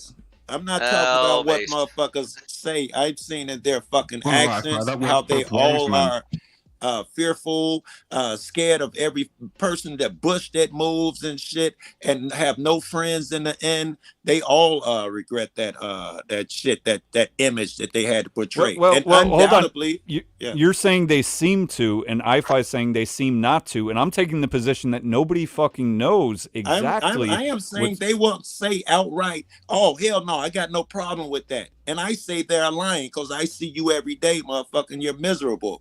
Right. There's a lot of evil people in the world right now doing a whole lot of vile, evil shit. I don't think they're losing a lot of sleep over it. So I think you guys argue. I know a lot of these people, man. Everybody I know got bodies. I ain't gonna bullshit you. Multiple. I know these motherfuckers. I think y'all are being a little bit naive when you think that, like, politicians. I think that you're being naive about this. No. That politicians, yes, I do. That are doing some of the most evil, vile shit every day. It's not just like once in a while they do this shit. They do this shit every day, and they're not losing a wink of sleep over that. And they would do it again. How would you know? Because they're doing it right now. Okay, but their actions don't necessarily. And when they get caught, they don't even regret their actions. They don't even say sorry. I fight. Let me give you an example here. There's plenty of what we might call whores or 304s that are sleeping with different dudes every day. And they're supposedly happy about it. You could look as an outside observer of them out in public, whatever, and be like, wow, they seem real happy. But you think they're not happy. You think that they're not crying themselves to sleep? Maybe not every night, but you think that's not happening? I think all it takes is one to prove you wrong. That's all it takes. And so your argument is that the outlier makes the example. No, my argument is that y'all don't understand how free will works. First of all, but anyways, I certainly understand how free will works. I understand your argument that you feel like all humans are pre-programmed. Explain how free will works to me. Okay, in a minute. Simple to understand. I do understand, based Oracle's perspective, that he feels like all humans are pre-programmed with like instincts to do good. You said that the word of God is written on everyone's heart. Isn't that something that you've said? That's why I'm supporting your argument. I will support your argument, but you don't understand how free will can override it. I think we understand. You have a good argument. You're just not presenting it well, and you're leaving a bunch of openings. Free will can override any pre-programming, any conditioning, any instincts you might have on the subject. Any feelings that you might have, you're absolutely right, and that's my point. Yes, that's my point. Is that the free will? People still take actions that hurt them. Everyone knows that eating McDonald's every day is killing themselves. They're poisoning themselves. Yet they still do it. Yeah, I'm smoking a black amount. So the difference between the ignorance and stupidity is not knowing you're doing evil shit. But you can't be the one to tell us who is doing it and who is not doing it, in which case they're doing it. How would you know? Because I have observed millions of humans providing. I've observed hundreds of millions. Yeah, I've done exactly the same. Okay, so y'all have never met an evil motherfucker who never regretted it, and on his death row sentencing said, we will "Fuck not you, know, I'll do it again." First of all, we will not know, which is me and right. Point. See, even when I provide you evidence, you say, "Well, we don't know if that's what." Hold on. Let Joe finish. Let Joe finish. You asked me, hold on. It is impossible. It is Let's impossible to know let's because give he's Joe, on his, thank you. then Leroy, then I-Fi. Because he's on his deathbed saying "fuck them all" and "I'll fuck their moms again" doesn't mean a thing. So we'll never know what's really was in the man's heart, whether he regretted or not. So you're asking our opinion, and that's all we're giving. Yeah, to me, your point falls flat because you're arguing basically the contrary to what we are. We're saying you can't know someone's heart, and you're saying, "Well, I do." I don't understand Hey, that. Leroy, can I know my own heart? Yes, you Okay, can know your own, but you cannot If know I others. said, no, I told you, fuck you, I'll do it again. Am I telling you the truth or not? Don't mean niggas lie That's every exactly day. my point. You won't know for sure, and you're saying you know for sure one way or the other. Right. I know for sure that we all have free will, yes, whether we deny it or not. That's not the point that we're making. The point is, free will doesn't give a fuck about whether or not, even if you have a predisposition to be good or evil. Even if God said, I'm going to program your brain so that you feel bad when you kill someone or steal something, your free will can completely ignore that and say, fuck you, God, I'm going to do it anyway. Yeah, that's true, but doesn't actually contradict our points. It completely contradicts your point that The point was it completely contradicts our that point. you're somehow compelled by nature. Like, even if you temporarily lose your mind and you do some evil shit, that's not your true nature. Your true nature will return you back to this good person that you have to be by default. Well, look, bringing this back, this I is think why so. I make the crux of argument that the first thing that's needed before getting into, oh, do we need to be more libertarian or any of that shit? Do we need to be more Catholic? Or it doesn't matter in terms of the biggest problem I see right now in society is that most people are drugged the fuck up in many different ways. So to the point that you're making, a lot of people doing things in a sort of false reality, right? The buffers that be upon them, right? They're eating the McDonald's, smoking the cigarettes, drinking the alcohol, doing everything at once in the social media world, living in false realities, and then making decisions, actions in actual reality. So there's a disconnect between what people think that they're doing or perceive the way that they are and how they're moving versus how it's actually coming out. That's a valid point. So we really just have to get introspective to see what really is going on. If you take all I agree with your intent based. I hate to be the guy that has to point out why it will fail. I'm glad that you are, because that's the whole point of this is pushback. I'm not saying I disagree with you. I'm saying the way you're approaching it will fail because, again, you presented me with your ethical view of what you think the way life ought to be. No. I'm talking about reality. Where am I saying what it ought to be? You just said drugs are bad.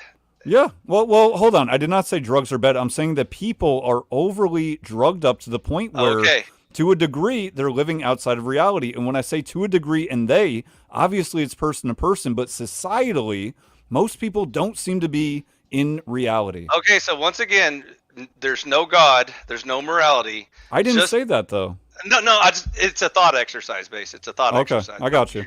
You're just setting up like a vacuum. I got you. Okay, so ethically speaking, what is wrong with humans taking drugs to the point where they even become unconscious or whatever? They just black out and go to sleep or whatever. Well, I'll tell you what's ethically wrong with it. It defies love. It defies the first element of love, the self-love, unless you want to bring it to the God love. But you're saying this is a vacuum outside of God or religion. What if I so express my self-love self-love through drugs that completely numb me to the point where I don't feel pain anymore? Like heroin, right? Yeah. What's wrong with that?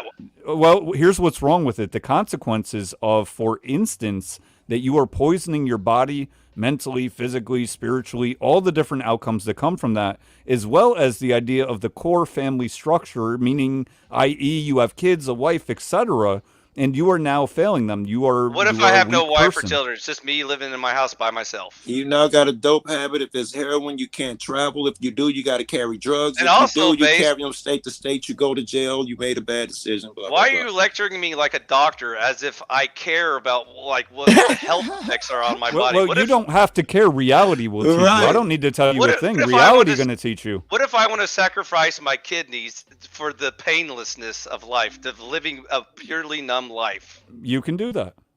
Who You're are free to you do to that. tell me that I shouldn't do that? We're just telling you that I'm not really saying decisions have That's consequences. the is all ethics we're problem. saying. You can't escape ethics. You can't escape it because it's just your opinion of I'm how pointing I out should a live my life. problem. I'm pointing out a problem. Based, I have no problem. I have no problem going into a coma and you feeling no do. pain my whole life. I mean, that if you want to say, well, I don't feel like that's a problem if I do that, then you can do that. People I understand do that. you feel But when like I'm society wasting my operates life. like that, Yeah. well, look, when society operates like that, we end up with more or less what the fuck we have right now. Right. And so does society decide what is good and bad? There's your ethical problem. Well, again, all you're doing nature is kicking will the tell can us. down. All you're doing Well, is kicking the can.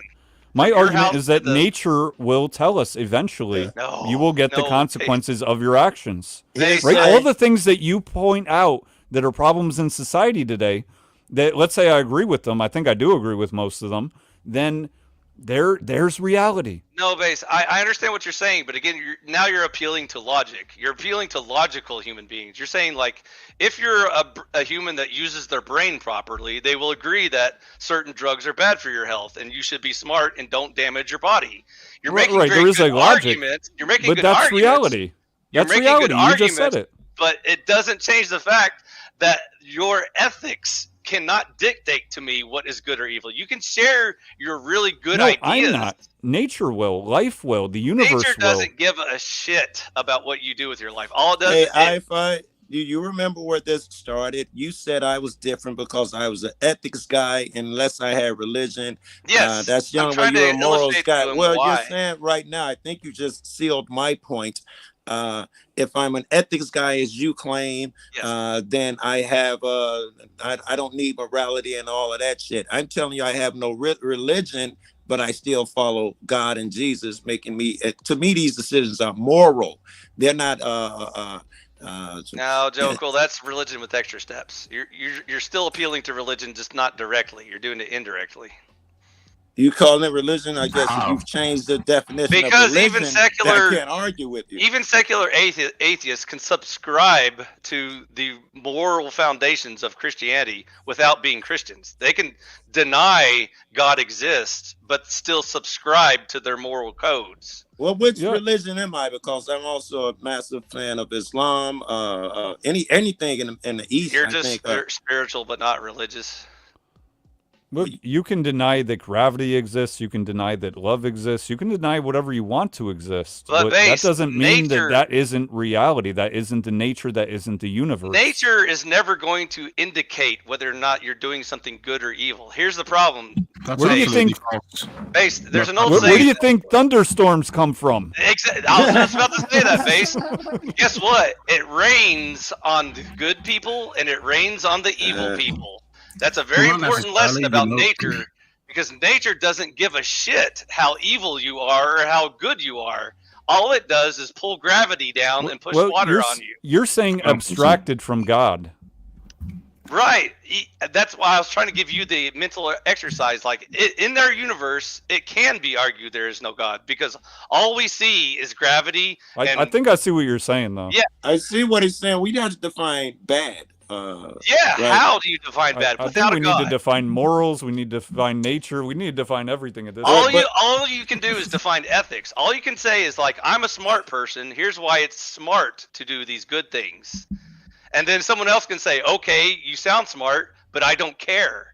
I'm just going to do these evil things because you can't tell me why I have to be good or have to be evil. Yeah, what so-and-so, what some people call evil, because we can't define bad and evil. So, Joe, here's the problem with ethics. No matter any rule you pick, anything you pick, I can rationalize a good reason to do evil shit. Anything you pick. I got even better arguments on this end, and Satanists have even better arguments. But I wasn't arguing this ethical shit anyway. I was telling you I follow morals. I'm a fan of God.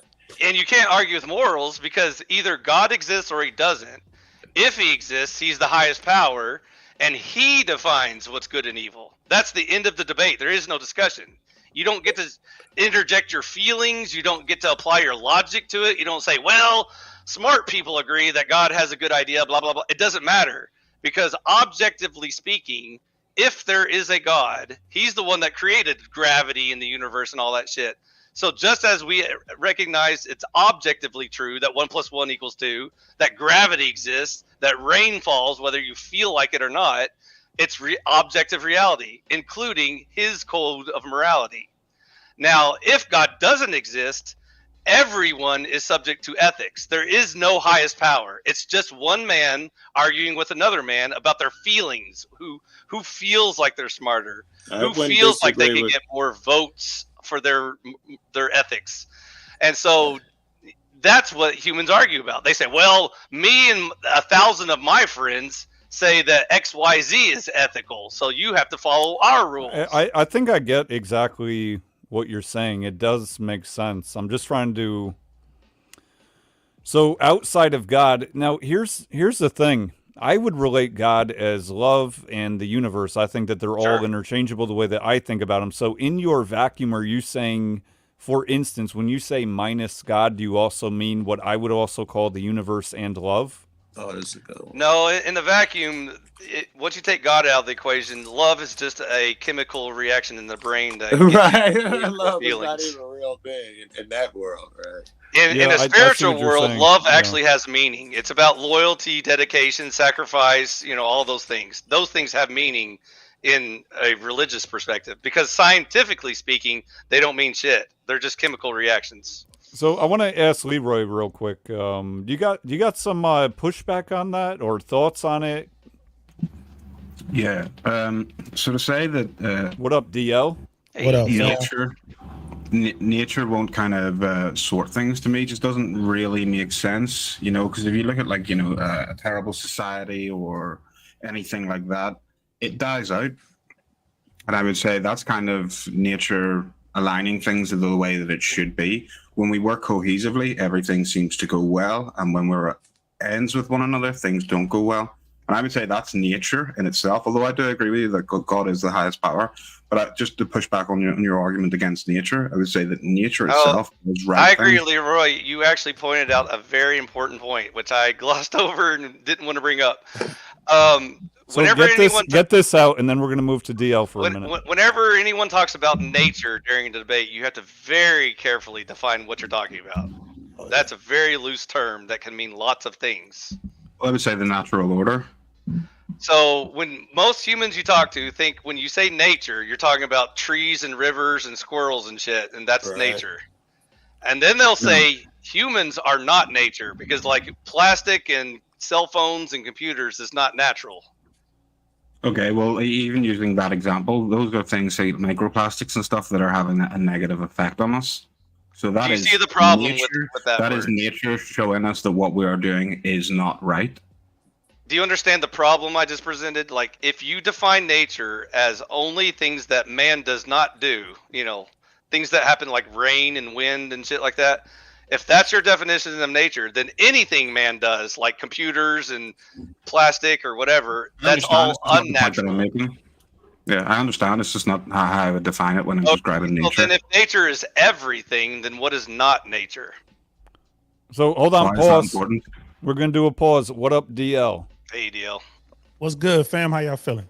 Let's ask DL. DL, what is nature? Can you tell us? Man, you're being tested. They got my ass before. No, I ain't walking into this shit. Y'all walked in the door. I don't know what nature is. Fuck it. I'll answer that and say, hold on one second. Let me go put on my fresh and fit t-shirt. I'll come back and answer that. Or you're at what hat, So, DL, we started off stream today with some Wes Watson kind of, criticisms, getting into him a little bit. And I'm sure you saw him and Andrew Wilson little back and forth on the Fresh and Fit. And also got into a little bit of the very polite and cordial conversation that I had with Andrew Wilson last night on Glenn Lawrence's stream. What? And you get the convo? Yeah. And then we have moved on to, look, the truth, or getting at some truths in terms of how to fix things on an individual basis and societally as that would stem out. Libertarianism to The idea that religion is, or faith is, the utmost importance to society. That's how I'll phrase it, in terms of at least what I think the argument is.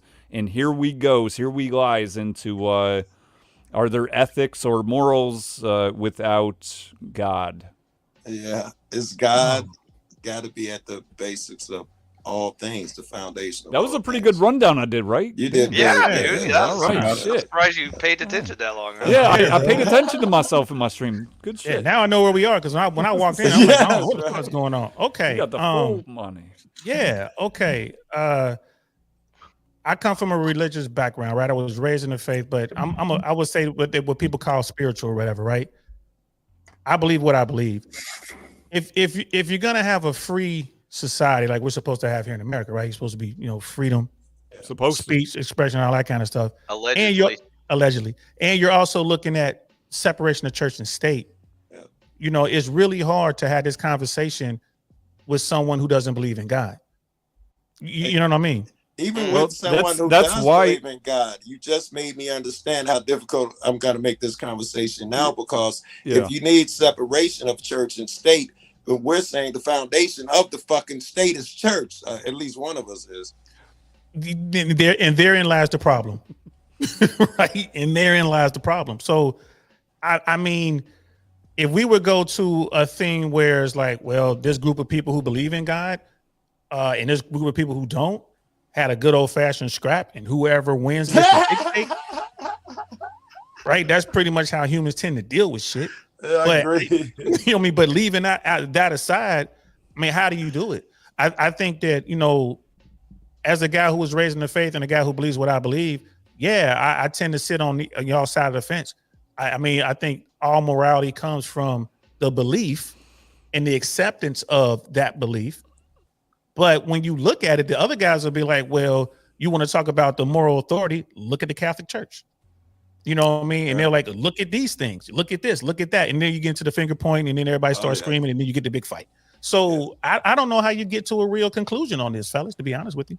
Well, I'm coming from the standpoint, not necessarily of anyone else on panel, but mine is that if we look at, where does ethics come from? And very commonly, or at least within here, we say, or it's been said, well, it comes from faith or religion or God, either way.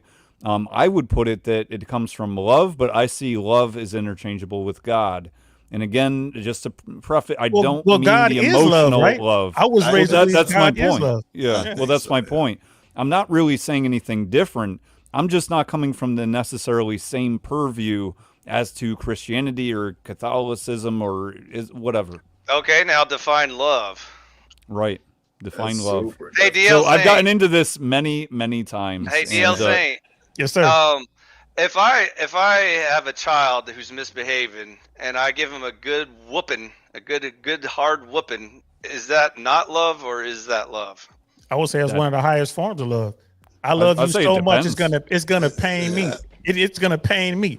What's the old saying? This is gonna hurt me more than it hurts you. Shit.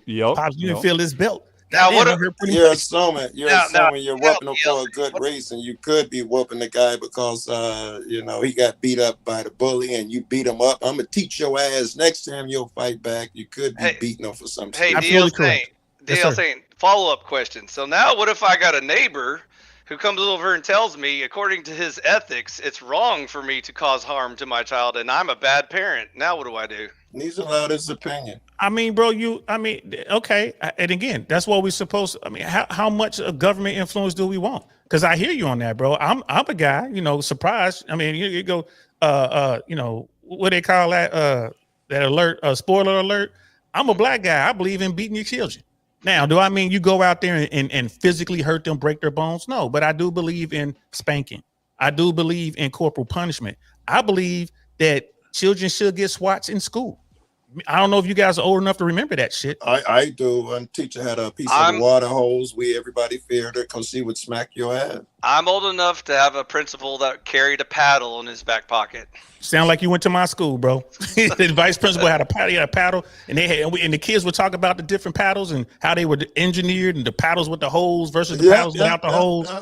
And now we live in a society where you would go to jail for doing that. So let me nuance Do you this think a that's little bit moral, here. though? Sorry, do you think it's moral that a teacher, someone not your parent, can beat you? Depends on if it has the parents' consent. Sure. Brother Leroy, can I? Yes, with the consent, and Brother Leroy, under the guise of it takes a village, I would say if everyone's on board, and again, it's Brother Bass is always good on this. What's the intent? They're not trying to just hurt you. They love your children. They love your children enough to discipline them so they can be better adults. Just throwing that out there.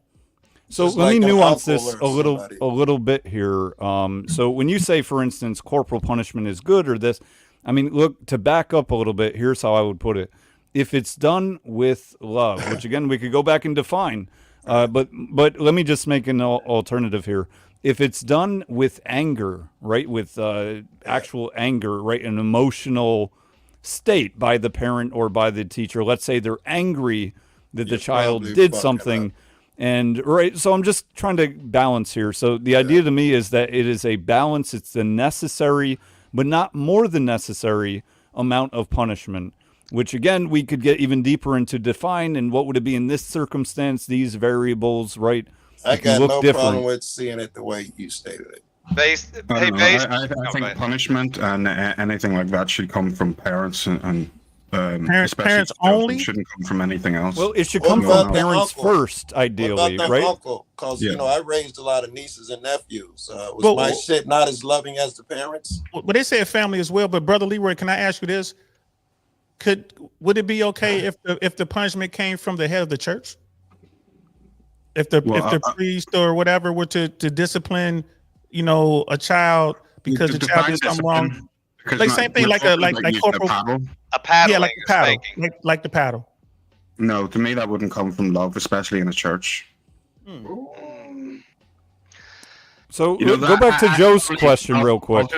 I'll just state first of all, I'm probably a bit biased towards this. My grandfather had to deal with all this shit when he was younger.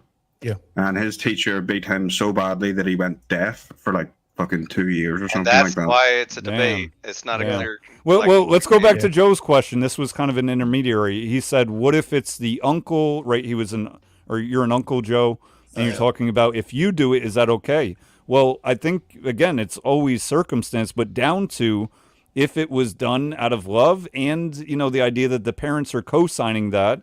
I mean, ideally, again.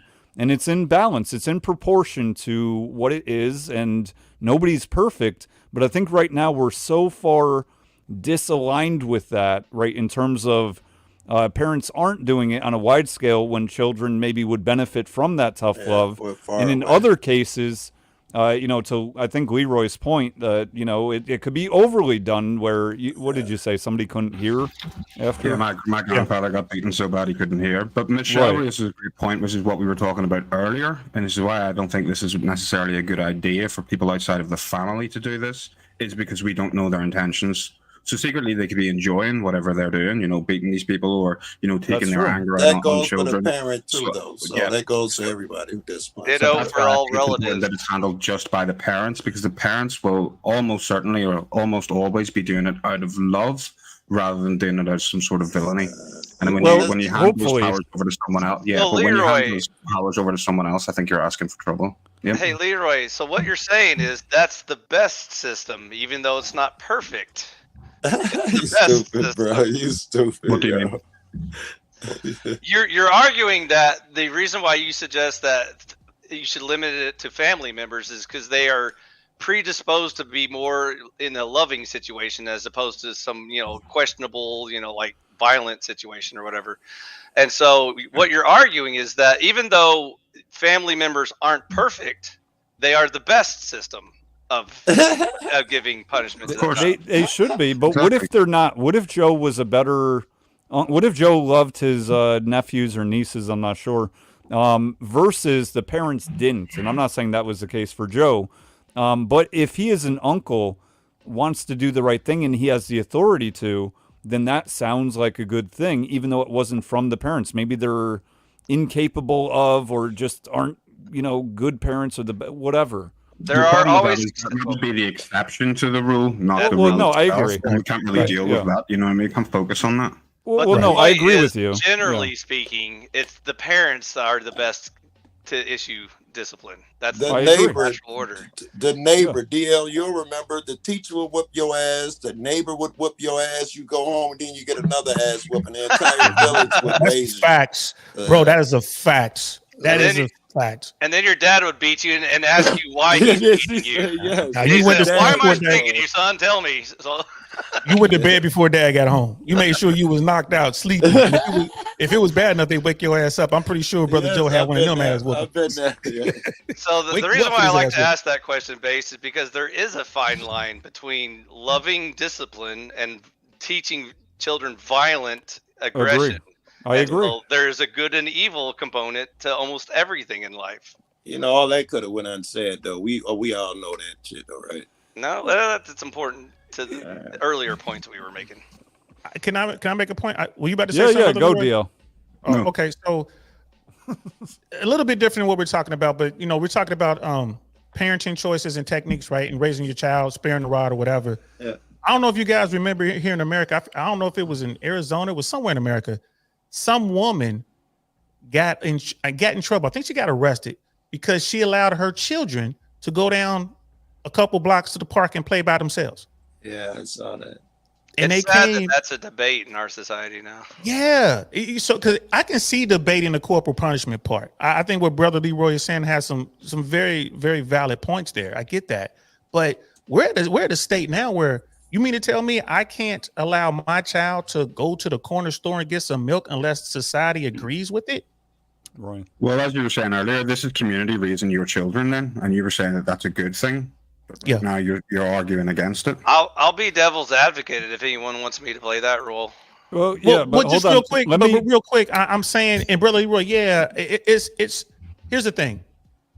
I think it takes a village, but everyone is so isolated now. You don't even have a village, and not only you don't not have a village, but they're still going to enforce their will upon you using the state.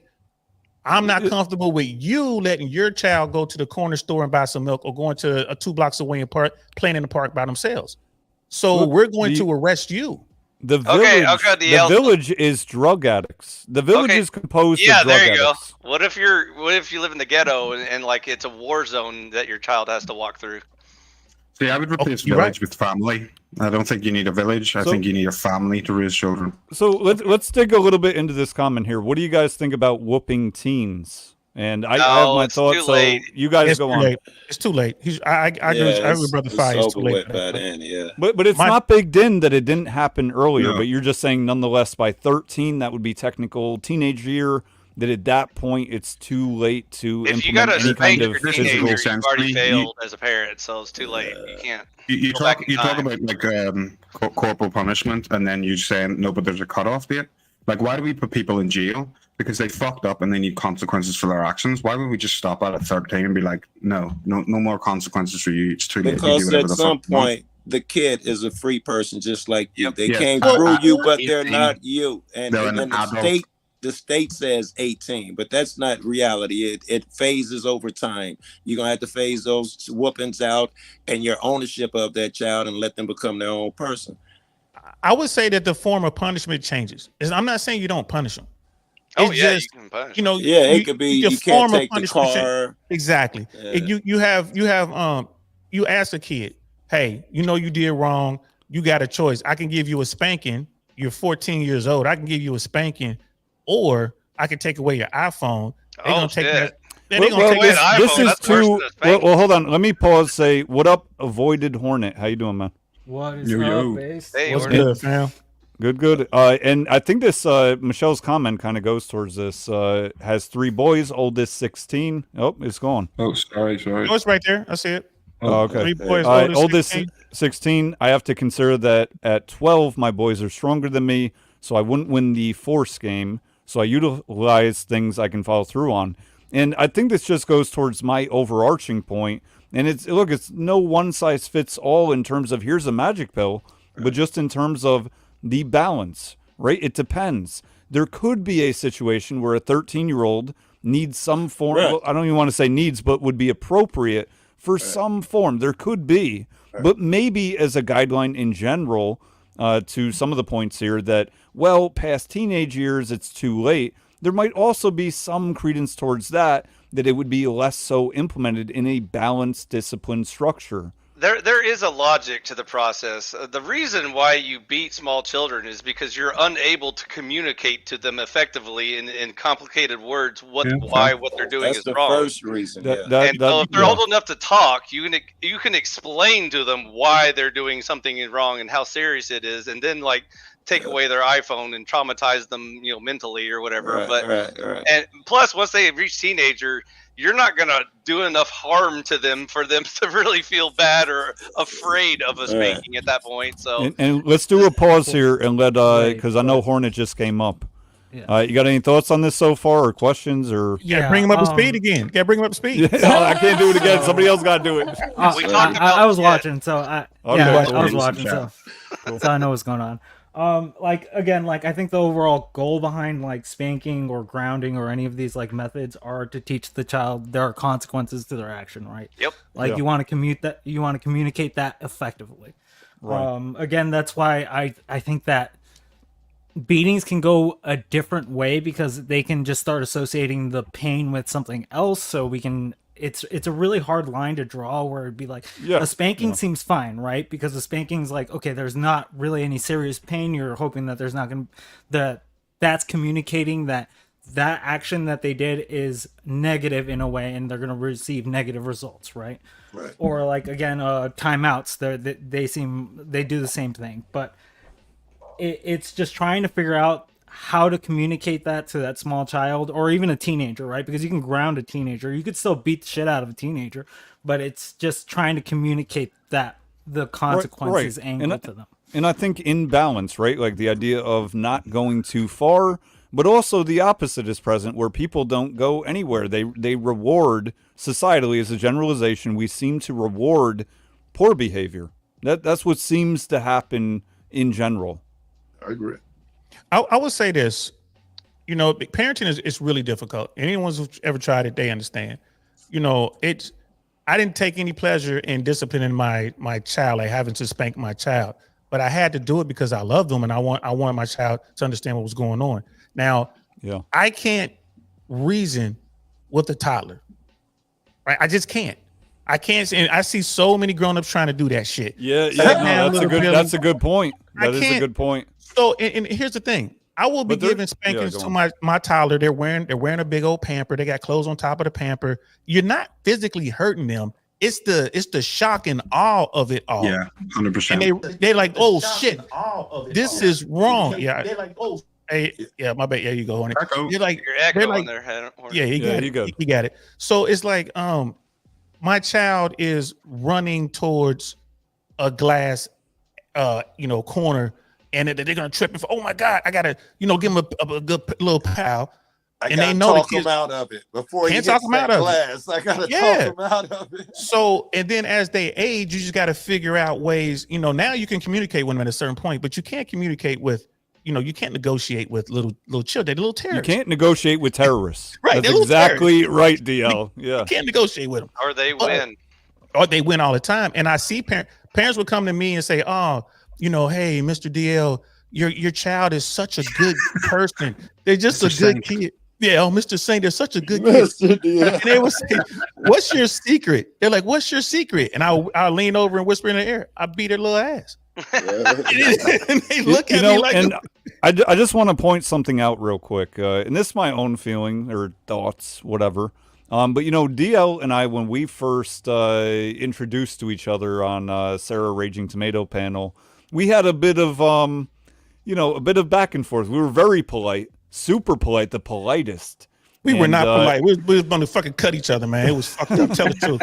But we talked backstage, obviously, and from there. But one of my points is, and this is something I told DL. I don't know if these were the exact words, but although we definitely disagreed, or we all disagree on certain things, but although DL and I disagree on probably plenty of things that we can nuance and pinpoint, at the end of the day, one thing that I recognize from my purview, and I think I told him this, he seems like a better father than most. Not that this is a dick measuring contest or anything like that, but my point is the intentions, right? And that's something that I like to engage with. And obviously a lot of what I do or these reviews come down to morals, ethics, that purview.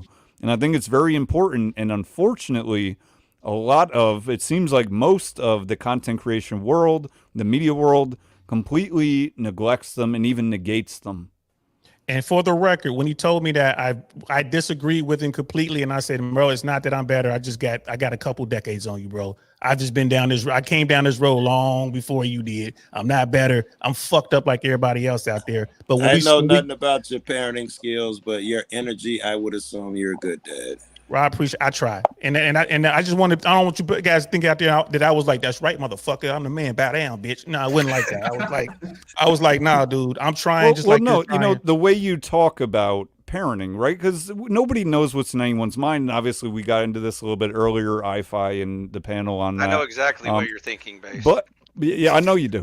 But with that said, you know, we do form conclusions. We do make judgments. This whole idea, like, don't judge, don't judge. My point is we all judge, and the idea is to judge well, and that comes with time, that comes with experience, and I think it also comes with understanding yourself. Another way of putting that is frame, and you know, we see reflections of ourself in the world, but namely, it needs to come from within. So there is a tone, so to speak, maybe literally, in fact, when ring of truth. That judging yourself, that word. I always think it can't come with consequences. I can judge a person and stuff like that, but I'm not judged where if I judge, oh, he's a bad guy or he's racist, now I have to punish him. That can't be part of the judgment. I can, in my head, I'm fine with thinking, oh, that nigga racist. But I don't get to do anything. I don't get to harm the guy, which is what, when other people judge, I'm worried that they think, oh, good, now we get to hurt him. So I'm curious how, like, what punishments y'all received, and if you actually think it worked for you. Because I know personally, like, I got very little punishment. Like, I would get grounded occasionally, sometimes for ridiculous amounts of times. But I actually don't think that really helped me at all. And then when I got to a certain stage of being threatened with more groundings, I was just like, well, no, I'll just leave, and you will let me back in because you won't want to see me sleep outside. Sounds like they should have whooped your ass then. Do you think that was a problem? Yeah. Sorry, just to clarify, the reason that I ask is because I'm pretty sure we're all like sort of similar on the same wavelength, but we've all dealt with very different sort of punishments from our parents. I'm trying to work out the necessity of, you know, beatings and all the punishments that we're receiving if we all kind of arrive at the same destination anyway. I got spanked every blue moon, and not nearly enough. I got away with some really vile shit, and I had to do some really disgusting stuff to finally get spanked. And so most of my parents' rearing was like, you know, leave him in front of the TV and let his siblings raise him kind of parenting. And so like I said, I had to almost like burn the house down in order to finally get spanking. You know, like all the other evil shit I did throughout the day just got ignored. I think your recognition of that is important. I mean, I think that's good. Yeah. Not that it was good in fact, but it's good that you're here now saying that. I think through luck, I taught myself a whole lot of discipline, which is the hard way to learn it in life because luck doesn't exist. Go on, Joe. I think Leroy's point that we all found our way here. Was it really the discipline, the whoopings, the punishments? How much of that? Because we all had different so-and-sos and we found our way here. Yeah. So what about you, Joe? I'm old. I'm 56 years old. So you were a kid one time, like 100 years ago. I got the switch. Yes, I got the switch off the tree. He was born at 32 years old. He came out 32. I got the sando, but she'd take a shoe off and smack you on the butt. I didn't get a lot. It's 6 of us. I'm the youngest. So I didn't get a lot of whoopings. And I don't know. I thought my childhood was great. I had siblings and, you know, what's better than that? Yeah, let me go last, bro, because my shit's gonna be traumatized. All right, Hornet, you want to go next? Yeah, I can go. Yeah, mine is like the complete opposite of iFi's, where it was like all the small things that I would do would get me punished. But whenever, like, let's say I got suspended from school or something, I wouldn't get a punishment. They would just ask me what happened. What I've never heard of that. Yeah, like it was always the small things that they like. It was super weird because I feel like it trivialized the punishments for me, where it was just like, why am I getting punished in this situation where I'm doing, like, let's say, I can't even think of an example, a small example, but it was always like something like I left the fridge door open. Yeah, like I left the out fridge on the door counter. open, or doing something like that. Like, could just be like, is innocent enough, but like when I did something really heinous or like got in a fight or whatever, like that's where no punishment was met, and that's where I'm just like, I think kids are like intuitive to a point, because I do think that we all arrive to a really good conclusion throughout life, even with the punishments that we're eventually, right? I mean, eventually, Yeah. and I think the question is when.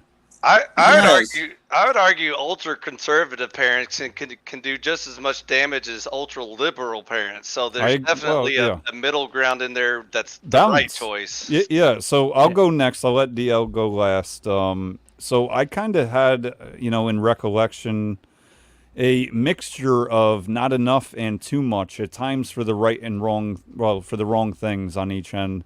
So it sounds like similar to Hornet in some ways. And I recognize the drawbacks of that, looking back, that, I didn't get all the right messaging, right? Because I got messaging of over punishment, let's say, in some cases, and under in others. Now, I'll tell you something real funny real quick, I think. So I remember one time, this is kind of irrelevant, but in terms of punishment, it's relevant. I was getting spanked. I was about to get spanked, and I didn't get spanked a lot, but I was like barricaded in my room, and I knew that I was going to get spanked. So I stuck one of my books in my butt. You know what I mean? Not in my like in my pants. And 100% when the spanking came, it was like, what the right? Like that did not fly. But that's how my little kid brain worked. It's like, how do I find a way out of this? Like just some dumb shit. That would get you more spankings in my house. It was dumb. Looking for padding. Yeah. Like, so bro, you on DL? We were that typical, black household, black family where it was violent, bro. It was violent, man. It wasn't. When people talking about spankings, like, no, we got whoopings, man. Straight up, we ain't getting no spankings. It was all over the board. It could be for something very, very slight, or it could be something that you earned. I can remember getting hit for shit. I remember coming home and I got hit. I was probably like 7, 8 years old. I'm like, what was that for? I got hit in the head, like, hard. What was that for? And they're like, for whatever it is you got away with today. Yeah. Right? Because we were like, no bullshit. No bullshit. And here's the thing, they were right. We was out doing all kind of shit. Every time we got our asses beat, we went out and did something worse. Right? So think about that. So, and it was, like I said, bro, it was all over the board. Vicious. Sometimes it went too far. Sometimes the kids got hurt. Sometimes it was scars, not scars, but evidence. Yeah.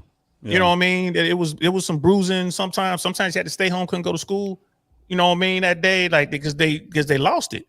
And I take inventory on all that, right? I look back now as a guy, I'm in my 50s, right? And I look back on all that, and I'm like, okay, I do believe that it was effective. But the way that the grown-ups did that to us, and I say grown-ups because it wasn't just my mom and dad, it was all the grown-ups in the family, because we did have a big family, a big village. I think that they should have used more control. It was hyper-violence, gentlemen. Let's not get it twisted. And I went out into a world that was hyper-violent. It wasn't just us. All the kids, we be sitting out there showing off our scars like battle wounds. Like, oh, yeah, shit, I got hit with this. They gave me the switch. I got the stitching cord. And the extension cord, the race car tracks, the race car, all that shit, bro. Like, and it was like, bro, it was so, I get that. man, it was so bad, man. But I took the good from that. This is what I talk about on this platform all the time. Sometimes you could glean the good. So how did I use that with my child? Well, I'm going to only use it in moderation. I'm going to make sure that the child understood what I was doing. Even as a toddler, they understood, okay, bad. I'm not gonna do that no more.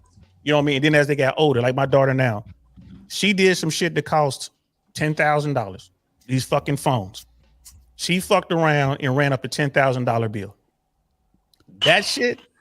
That's bro. Nah, bro. It would have been this. It wouldn't be nah, bro. It'd have been you getting beat like a grown up. You getting beat like a grown up. 10 grand at that point. Yeah. Oh, you getting fucked up. 10 grand. I'd have sold them. I'd be like, fuck you, man. You're costing me too much. So here's the thing. Here's a guy that I grew up and I was like, damn, you know, that literally would have got me so fucked up. Someone would have got arrested behind that. One of the grown-ups would have had to go to jail behind what they would have did to the kids. So I'm like, all right, give me your phone. I couldn't talk to my daughter for a week because I was mad. She didn't get touched. She's a teenager at this point, right? She's a young lady. I'm like, the beating ain't gonna, you know what I mean? I'm taking shit away. And then I was able to talk to her and explain to her how this was bad because we got to talk about felonies and misdemeanors. Like, you know, if you had done this to anybody else, you know, you'd be in jail right now. That's $10,000 US. Very good. Right. You know what I mean? So, but we would have just got our asses beat and somebody would have went to jail. So I took the good from that and I'm like, well, how can I use this? How can I use this to help raise my child? So again, looks like the beatings worked because it gave you the sensibilities. That but he said there was too many beatings in some cases. Too many, bro. It did was it made us violent. Let me share a war story and a positive. I would agree with DL there. As I indicated, I wasn't punished enough, but my mom would like wait until I did some really stupid shit, and then she would just explode. Like, you know, like all the beatings she didn't give me would suddenly come out at once. And one time we were like walking around the mall parking lot, and she like magically pulls out some metal wire out of her purse, and I was like, "What the fuck is going on here?" And she gave me a good heavy beating out of that shit that traumatized me for about a month. But that's an example of not good discipline. An example of good discipline is like for my son, for example. I got one of those back scratching sticks. You know, it's like a little wooden stick. And whenever he does something really bad, he gets a whooping from that stick. And I have only had to spank him twice now, because ever since the second spanking, all I have to do is grab the stick, and then all of a sudden his attitude improves really fast. He's like, "You know what, Dad? I think I made a mistake. Maybe I shouldn't have done that thing. I'm sorry. I take it back." And I just nod and say, "That's the correct answer, son." And then I put the stick down. So that's how you should do discipline. Because it shows the seriousness of it. It's like, oh, you mean that shit. Oh, my bad. Let me sit down. You mean that. Right? But it shows that it's working. But we would get hit regardless. Yeah. And it made us violent. So like I said, it wasn't just me and my cousins. Now we go out into the world and something goes wrong, someone does wrong. We're not using our words. People getting fucked up. And it was just, you know, the world has changed, but we can't do away with that. I mean, it's just one of those things that's grown up. You got to figure out how to use the tool properly. I think it's a great tool, but I think it was used improperly in the 70s and 80s. And then the further back you go, I mean, think about the people in the 30s. Right? They was getting their ass beaten and told to go to work. You get your ass beaten, you gotta go do a shift in the coal mine.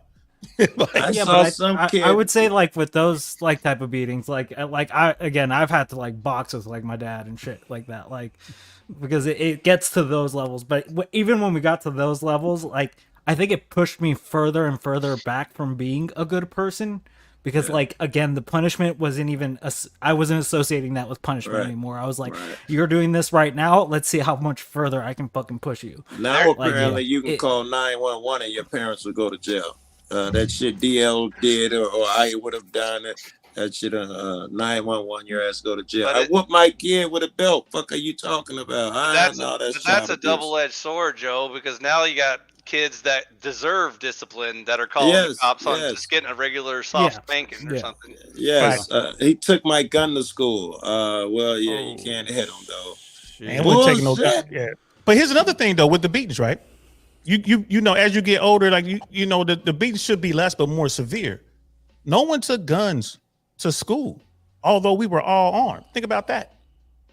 People are like, well, why didn't you take your pistol to school? Like, man, my father whooped my ass, bro. I wasn't worried about the police. Man, my father whooped my ass, man. I see dudes somewhere else. We'll catch him on the block. No one brought guns to school, bro. We didn't bring weapons to school. That was a no-go zone. Why? Because your parents gonna beat your ass, bro. That's why. Forget the police. I ain't worried about that little time in juvie. I got to go back home and face this dude. I think that's a good point right there, that just the authority has become the literal authority and it's outside of the house. I mean, that, even though it might sound like kind of a minor nuance, it's a very, very big thing. I had lots with me. It's this community again.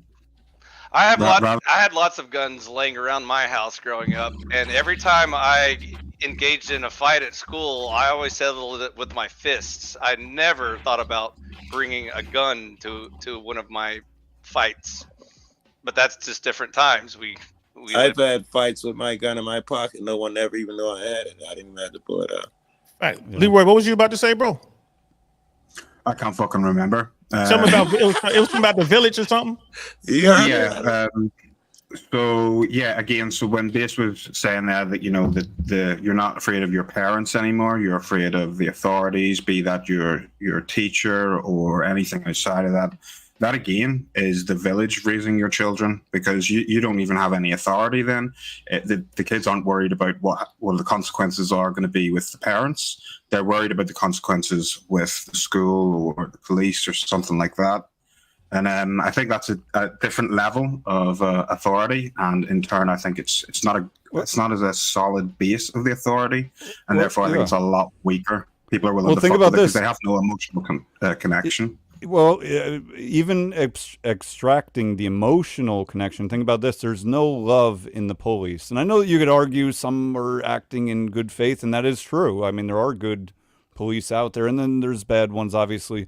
But your parents, that should be the stemming of love, whether it's tough love or not, right? What we might refer to as tough love. So when that authority is handed over to a government who at best is amoral, I would say at this point, if it ever wasn't, then we have the result of today. Well, I'll tell you this. I would say that the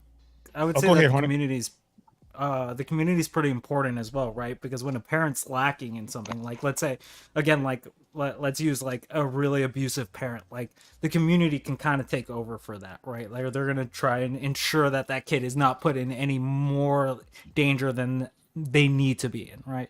Like, Can I push back? Why these yeah, for sure. Yeah, let me push back on that. In theory, yes, I agree with you. That's what they want to do. But what do they do in application? They take the kid out of that house with an abusive parent and they put them in a group home. You just leveled up. Yeah. You know what I mean? Your violence level just went from 3 to fucking 25. Yeah, for sure. A better example. For sure. I'm saying like this is why I think community is important. Take care of not, and the community comes in and helps provide, give that guy clothes, that kid. The community comes in like that. That's a better example. Yeah, like I would replace community the theory with behind family. Community. I think family is more important than community. Community is going to be someone from outside of your family circle who just will not care about you to the same degree as a family member. We all agree with that, but we're saying that community is also necessary. Well, let me throw this. If you have a family network, like why would you need an outside source to look after, say, a child that was abused in some way, shape, or form by their parent? Why would you need a community if you had a large family network? Let me give you an example.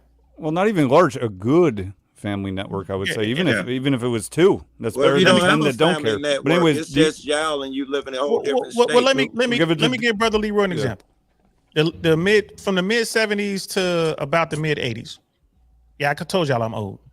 Back in my day. That's when you know you're old. When you start saying back in my day, when I was your age. So that's when you know you start. But when the cops were like assigned neighborhoods. So let's say they catch my ass trying to steal a candy bar out the corner store. Right? Back then, the cops would grab you up, smack you up, make you apologize to the store owner. Store owner like says you can't come in here for a couple of weeks or something. Then the cop would drive you home to mom or dad and be like, hey, look, we caught little Saint stealing the candy bar. Give you up to mom and dad. Mom and dad was, give you a spanking, take care of you, whatever. That's the community. That's the village that I'm talking about. Today, you get caught stealing the candy bar. You got a record, bro. That's 100%. Record, right? You're getting arrested. You're getting processed. You're getting in the system. That shit's gonna follow you. right? I They're think in setting you up. Chicago, we got caught with a 5 and 6 year olds. Something happened at school, and they had already booked one, and it was booking the second one before someone called down. They was like, "Yeah, you a fucking mind at children." But this is what I'm talking about. Yeah, like, but I if you think have, that's why communities ahead, are bro. pretty important, right? Because like for me, like I lived in like smaller towns, so like in my small town, like I used to smoke when I was like 16. Like if I was caught, like my parents would call the cops on me all the fucking time, so I got to know a lot of the cops. If one of those cops saw me on the street smoking a cigarette, they would literally walk up to me, ask me for the pack, and throw it in the trash, and then not make a big deal out of it. Just be like, "You shouldn't be doing this." So Hornet, I want to say a step. This is good community. It sounds like that you're describing, right? Which is good. But also on the other end, when you say community is important, I do agree. But I just want to break something down real quick. Is the other end, the opposite side would be bad community, right? Where, you know, we can describe things that are happening in opposite ways or very different than that. Which I think is the world we live in right now. Right, right, we exactly. have very bad communities. Like, yeah, I think overall. that's a really bad issue. So this is my point, though, is the community made up of individuals, right, who are making those individual decisions, right, to go down what we'll call the bad path, just to make it simple. And due to that, right, it's kind of like people are screwing on an individual basis the community. And so I think the only way to solve that is at an individual basis, which then there stems out to the community basis. Better example. First we go to family. Well, sure. That's the first. Yeah. Yourself, your family, then what we would call the small community, then the larger society. Maybe put it like that. Yeah. I'm curious. To it. Yeah, I would agree. I'm curious how everyone on the panel would answer this question. If it were up to you, let's do that. You're in control of the world again situation. Last time we had this conversation, last time we had Leroy became fucking dictator. Hopefully everyone can answer this. If it were my world, I would have a version of community policing linked to the "it takes a village" mentality with regards to kids. If it were possible to do it before the cops took a 5-year-old and booked them because they did something wrong or whatever, or a 13 or 15-year-old, that they would know the community well enough to know what family that kid came from, discipline them a little bit, give them a little smack on the head or whatever, and then a little love tap, and take them home to their family so they could be corrected and not go on to become criminals. And just have that sort of thing to where you're protecting your own clan, your own family, your own kids as a community. I would love to see something like that. What we have now is just code, is zeros and ones.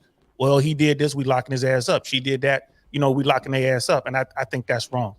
Anytime you put a kid in the system, it's too high a price to pay because people make mistakes, especially when they're young. We don't get to brand motherfuckers and put them in a computer system and give them a disadvantage for the rest of their fucking days arbitrarily. So how would you correct that? What would it look like? There would be no putting young motherfuckers in the system. That's the end of my shit. Well, I think something to do would be to punish the parents. At the end of the day, all their actions come from their parents, essentially. They were the ones who raised them. They brought them into this world. They were their main source of information. So if the child is acting out in some way, shape, or form, how do we punish them? The root cause of the issue, well, it depends on the crime. You know what I mean? It depends what the child does. But at the end of the day, I don't really think you can hold a child accountable for that. And like you were saying, give them a record, fuck the rest of their life. Realistically, you need the parent then to be keeping a closer eye on the child. I'm with so many kids at school and he, stole little Susie, something from Susie, or smacked little Billy. How do you punish the parents? How do you do that? Give the parent a fucking fine or something like that. And the parent would be like, right, fuck you, son. You just cost me a fucking shitload of cash, man. I'm going to keep a fucking stern eye on you. You're not going to do fuck all now. You know what I mean? So look, we're going to do a pause here. I know we have a lot more to say, and that's good. I think a very productive conversation. Thank you all for coming on. I'm going to leave the backstage open for a moment here. I mean, if you guys want to talk for a minute. And to everyone watching or was watching, you were on the right fucking channel, weren't you?